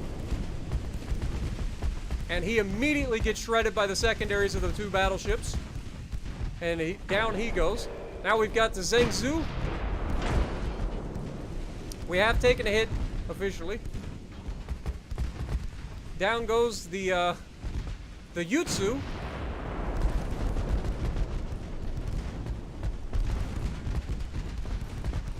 We got hits coming in from the 4-inch guns on the light cruiser, who is now struggling to stay afloat and will likely succumb to injuries soon enough. As, once again, Gorge puts himself right out there in the fight and absolutely annihilates, but Noriko coming in with the 12-inch main guns to finish off the light cruiser. All right, time to flip our ships back around here. We've got Gorge taking the lead again with Iron Man in tow. They've got absolutely zero chill when it comes to taking on these heavy cruisers, but that is 4 heavy cruisers. I would not recommend our light cruisers putting themselves in position to get up. In fact, given low amounts of AP available, I feel like these guys should probably switch to a follow role. That way our battleships can put effective fire on targets here.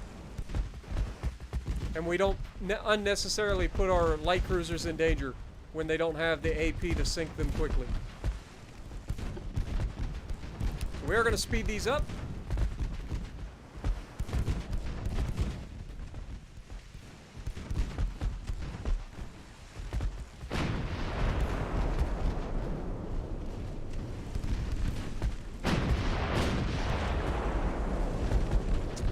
why we're only capable of 8 knots. Weird. It's real weird.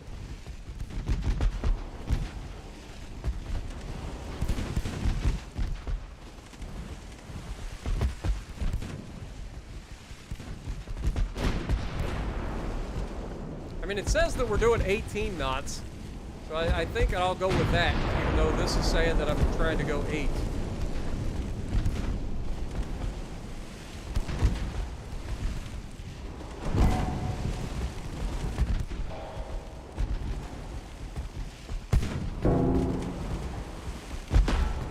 Our 4-inch deck guns are out of ammunition. We still have some ammo in the 3-inch deck gun, and we also have some ammo for the 4-inch casemates. We did just land a hit from Noriko here. Oh, what a massive hit from Robert onto the Yowning. I apologize. We are taking some damage from these heavy cruisers, though. Not a lot, but some. And Liaoning seems to be struggling to stay afloat and is probably about to... Down it goes. Right as we're about to say it.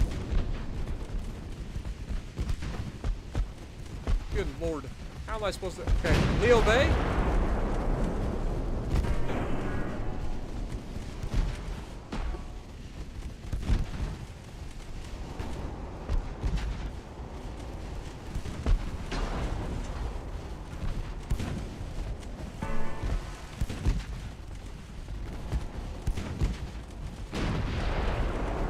Big hit from Noriko. Love to see it. Caused a flood as well, so that's going to slow him down.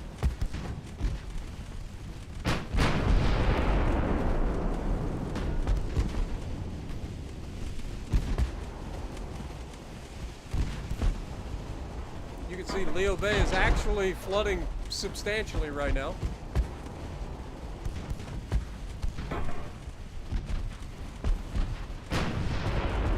Noriko putting another armor-piercing hit through the rear of that ship, causing more flooding, and that's probably going to do it for Liu Bei.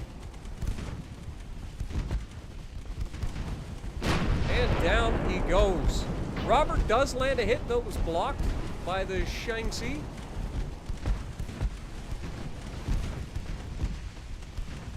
And we are scoring some secondary hits with the casemates on these heavy cruisers as well. At this point, we're going to go ahead and expose our full broadside. Get as much firepower as possible on these guys.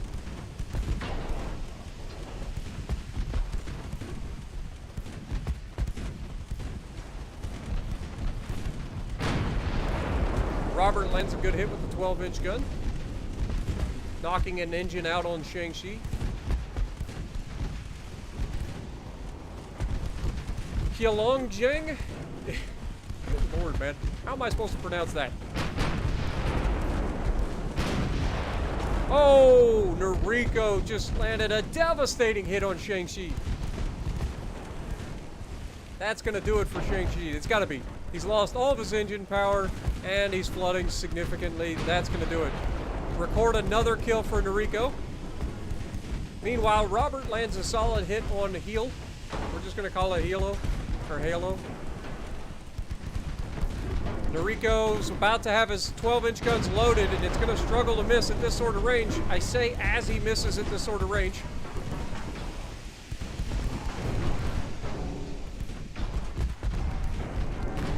Gotta be careful here. That guy's definitely in range to torp us if we don't sink him quickly.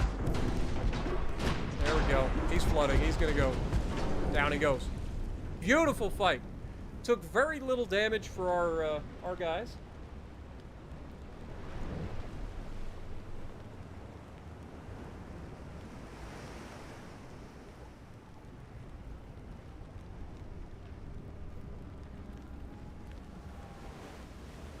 Yeah, damn wrench filled out chat. That is the way it goes sometimes. But 84 crew were lost in this battle for us. I find that hard to believe, but whatever. But 3,100 men were lost for the Chinese. We managed to sink another 14 vessels in this fight. 725 points for us, 5 for them. And we can take a look and see who was the leaders in damage. We've got Iron Man coming in with 13,000 damage. Noriko coming in with 19,000 damage. He would be our MVP in this fight. With Robert coming in as a close second with 15,000 damage. So 3 of our ships actually put in a good chunk of the amount of damage that we caused. Gorge, despite its early pushing, ended up being at the back, so only getting 5,600 damage respectfully, but that's against potential light cruisers and torpedo boats, so that helped out early in the fight. Of course, John Wick and Rambo, they retreated because reasons.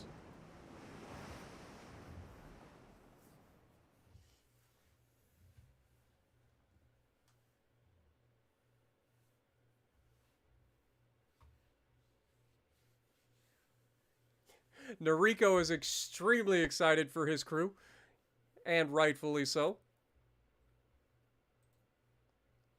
All right, let's go ahead and reiterate what's going on here. Noriko is like freaking Terminator. Yes, baby, get him. Noriko, do it. Oh my god, Hypers, woo. That's my crew, baby. That's my freaking crew. I agree, Noriko. Well done. Launces comes in with the lore. With the 3rd Fleet en route to relieve them, hopes were high that the fighting was done. These were dashed by reports of yet another Chinese assault fleet inbound to attack. Also, hello, Homicidal Maniac. Appreciate you dropping in. Welcome to the stream. And Nas as well. Appreciate you dropping in.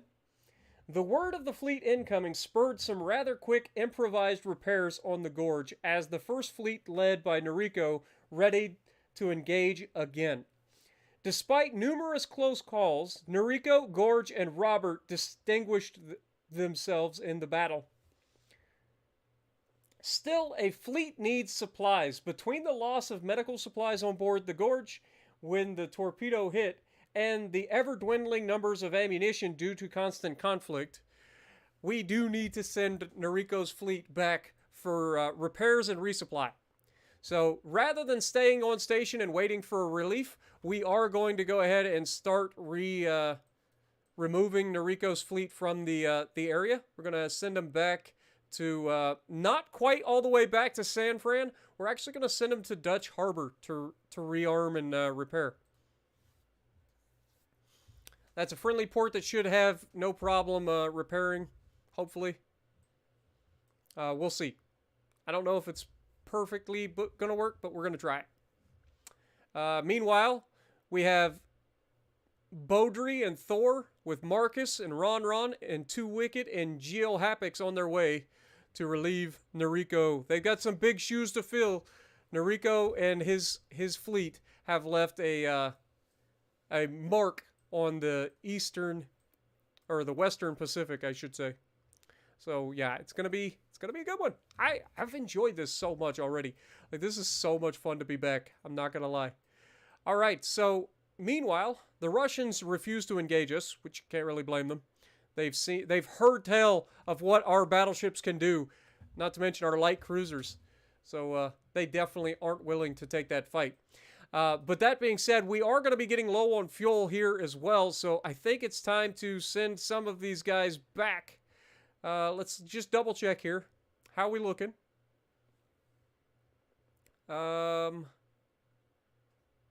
It doesn't say that we need fuel or anything. So maybe we're still good. Maybe we keep them on station and see what we can get into. Maybe move these guys over here to the Western Mediterranean. See if we can't bait some people into fights here.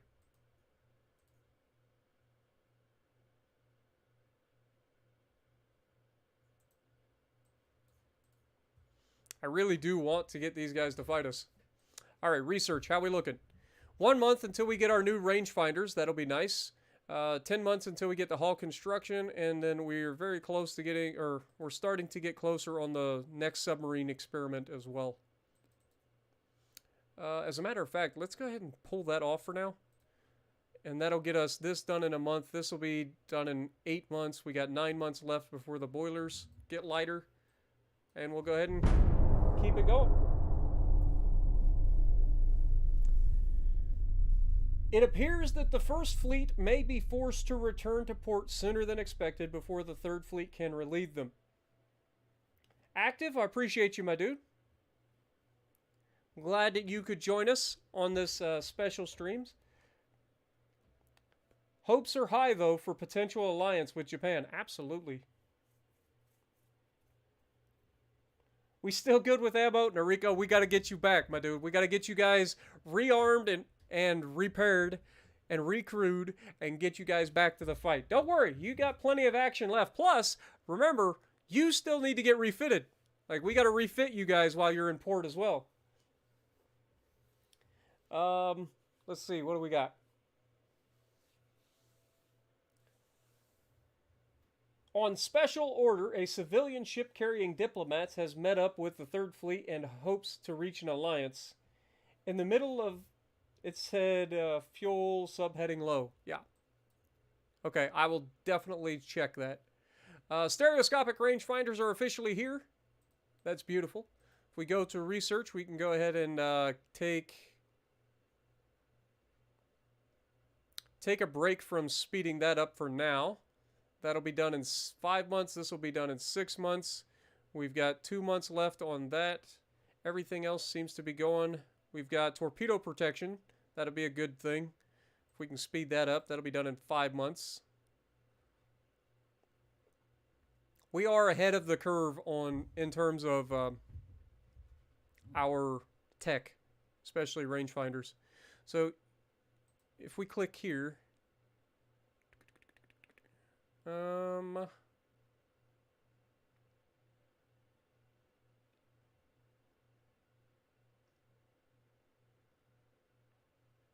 still looking for that spot where you said fuel low.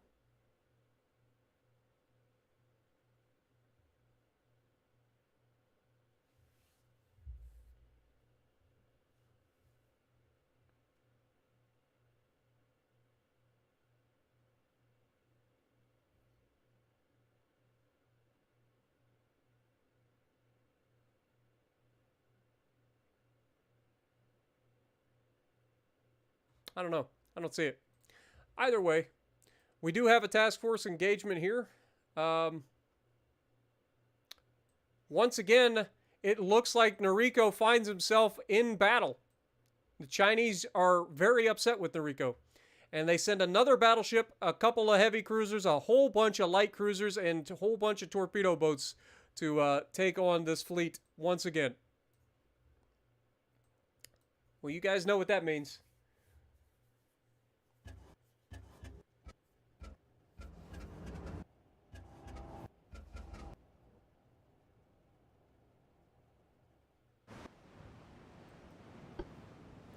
Alright, so we have a single battleship versus 2 battleships. We have 2 heavy cruisers and 7 light cruisers versus 2 light cruisers. Our torpedo boats, again, we're not even going to have enter this fight because that is not their role. So we're going to have them retreat. We're going to have you guys go ahead and screen. Noriko takes the lead. Robert has suffered some engine damage, it appears.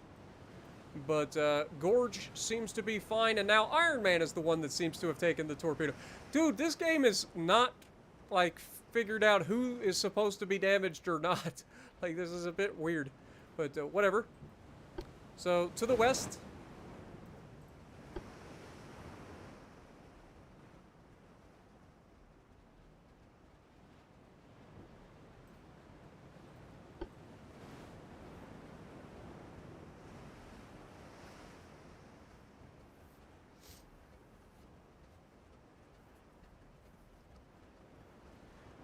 Now, the bad thing is, like, we only have 70 rounds of AP on Noriko. I have no idea what Robert's carrying. Robert's carrying about the same. Very little HE as well, and our secondaries are running. Like, we are running extremely low on ammo. Like, uncomfortably low on ammo.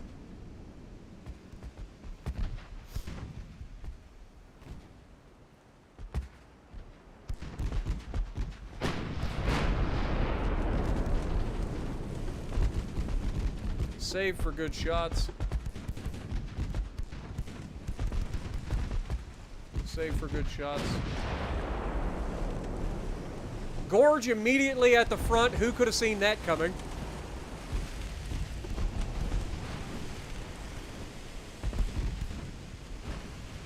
Gorge has landed first hit and first kill on Torpedo Boat once again.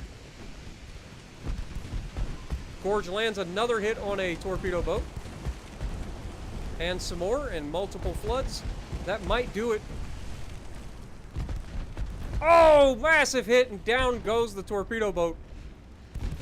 You'll love to see it. Okay, how's our battleships looking? We have multiple vessels off of our bow. We're going to turn these guys to the right.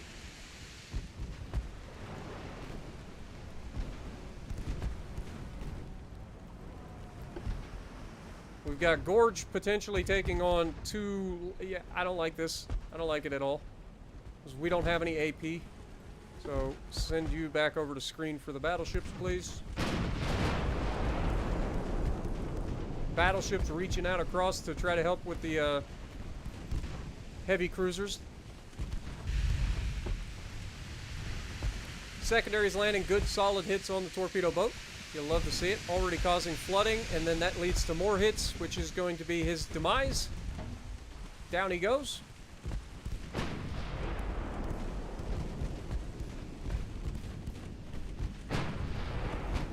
Gorge, not phased whatsoever by these heavy cruisers, is just going straight in and duking it out.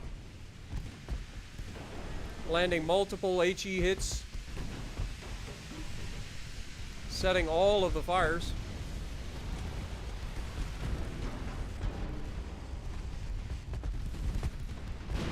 Battleships focusing on light cruisers that are close by have scored multiple hits here, causing massive flooding on board the light cruiser. Down he goes. Noriko gets the final kill on that one. Yibin immediately gets punished by HE or secondary. And suffers a torpedo detonation. That's going to be his demise, most likely, as we've knocked out his ability to see and run away. Down he goes.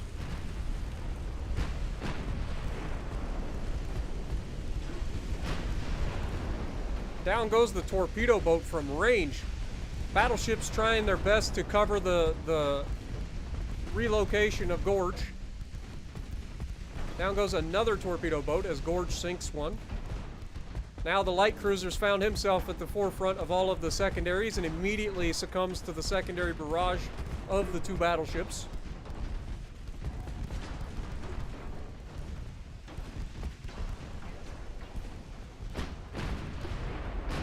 Alright, where are you at, Gorge? Oh my god, Gorge, what are you doing? Gorge, what are you doing? You are way too close, sir! Good lord! Oh no, Gorge! You dipshit! What are you doing? Oh, man. When are you gonna learn? Oh, dear Lord. You fucking idiot. Oh, Gorge. Gorge, you may have done it you're fucked. Why would you? Oh, my God. I told you to screen for the battleships. I didn't say run all the way in and fuck up. Smoke? We did sink their battleship. That's big. Gorge is not going down without a fight, but it is going down. Unfortunately, Gorge, the hero cruiser that would be, not able to survive its own ineptitude. Oh, you hate to see it. Alright, battleships, it's up to you, boys.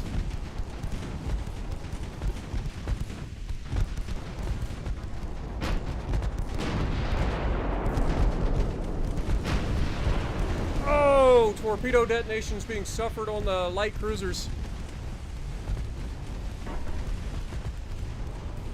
The unrelenting firepower of the secondaries of these battleships just ripping these light cruisers apart.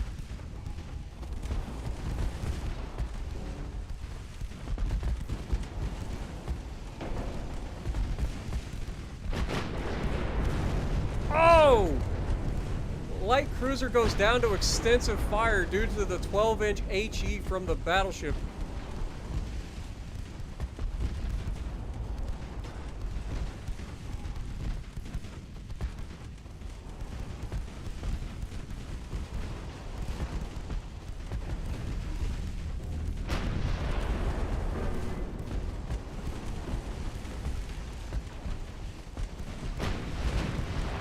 Down goes another light cruiser. Their last light cruiser is about to go down as well. Iron Man has found himself in a position where he is actually participating in the fight despite being completely and utterly crippled from the beginning of the match.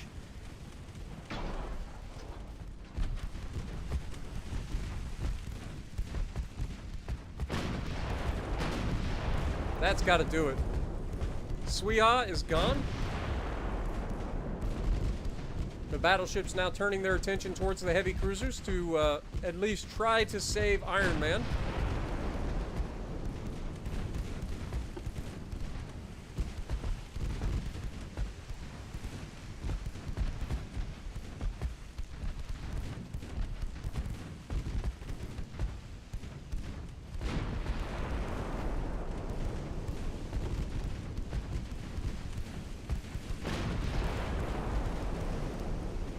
Noriko landing a solid hit on the broadside of the heavy cruiser.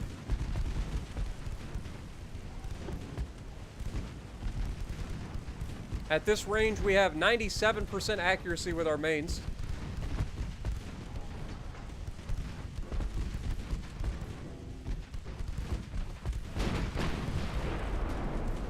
Robert's following suit, landing some suitable shells. Noriko, though, coming in with the AP on the flat broadside. That's going to be another kill for Noriko's.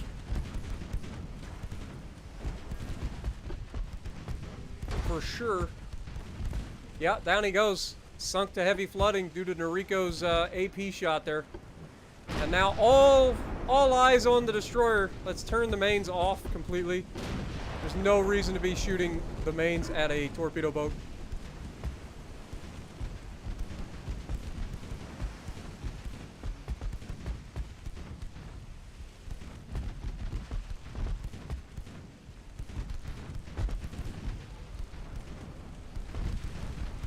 There we go.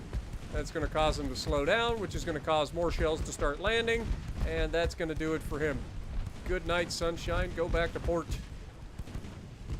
And that's the battle, folks. Another decided victory, but also not without loss. Our first loss of the campaign, USS Gorge, who fought valiantly all the way to the very end. To put it into perspective, despite Gorge being sunk, he still put up 21,000 damage. The only one which tied the amount of damage that Robert had, a battleship, and Noriko once again coming in tops of the team for most damage dealt. But RIP USS Gorge. Can we get some F's in chat for Gorge? That would be preferable. You will be remembered.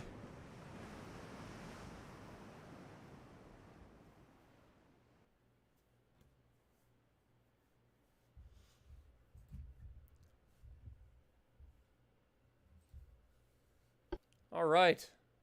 So another victory for the U.S. against the Chinese. Some of the crew was salvaged from Gorge. Just 3 crew members from USS Gorge were able to be salvaged, though. So there is that. Her memory will live on. All right. And with that, hopefully the Chinese will let these guys disengage. Otherwise, we're in trouble. Like, legitimately in trouble.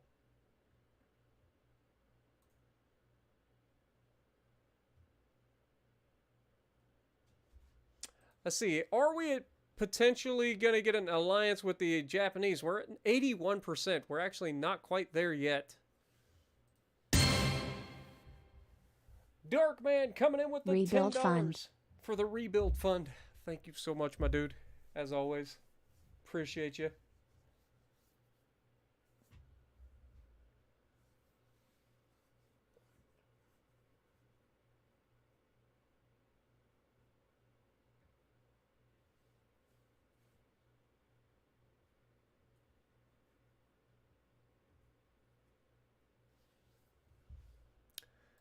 All right, at least some of the crew members of the Gorge survived and were actually brought aboard so they can make it home and they can tell the story of the heroics on board the Gorge and what went down in the final moments of the Gorge's short lifespan.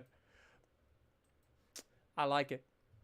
All right, so with that being said, we do have hull construction available. We've got hull protection coming. We got torpedo protection coming. That's going to be huge when we get that. We've got the lighter boilers on their way as well. We are very close to getting our upgraded shipyards as well. And hopefully, Noriko and his fleet can get home safely without being harassed any further.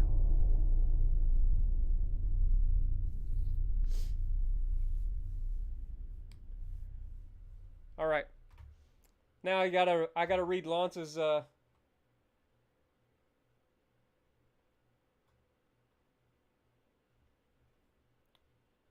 lore. Here we go.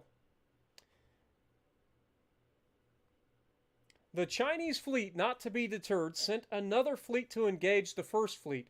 Predictably, Gorge drew first blood, sinking 2 torpedo boats. Though hampered by the lack of AP shells, the captain of the Gorge ordered his gunners to burn the bastards to hell. This bravado sadly spelled the end of the Gorge as she sailed into a formation of enemy light cruisers attempting raking fire, but was sunk due to multiple torpedoes and shells coming in from all sides. Enraged by the loss of the Gorge, flagship Noriko turned all guns to the enemy light cruisers and destroyed them all in retaliation.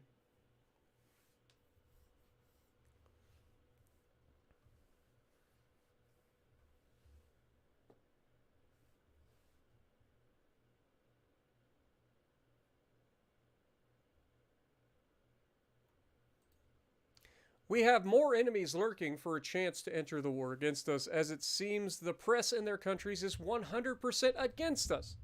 How could they be against us? We also have Battleship Robert and Light Cruiser Iron Man low on crew, so we're going to have to do something about that. Let's go ahead and try to replenish our crew, please.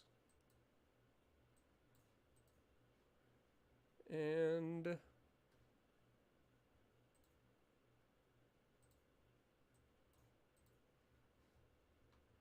okay.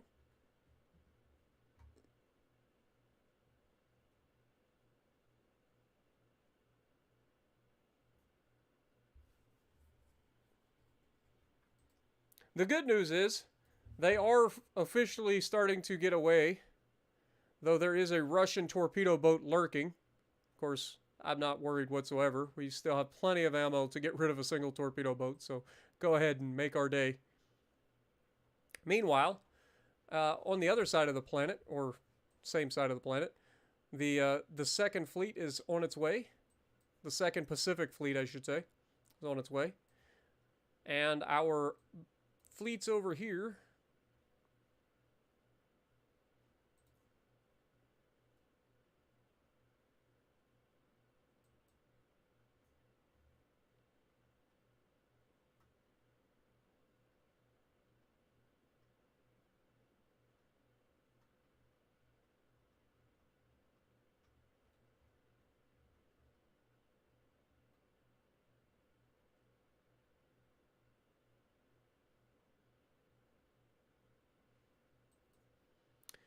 I think it might be a good idea to send these guys home and get resupplied with fuel and potentially get them...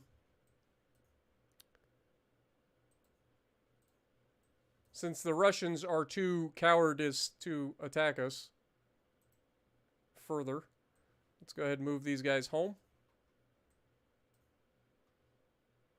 And then, of course, we've got...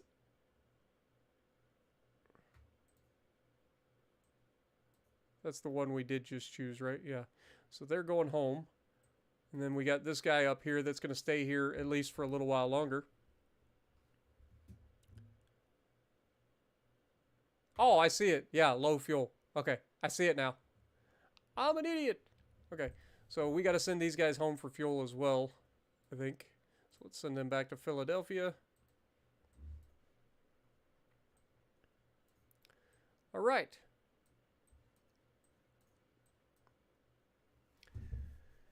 And I think that's a very good spot to go ahead and wrap up our first episode of the Restarted campaign. I really do.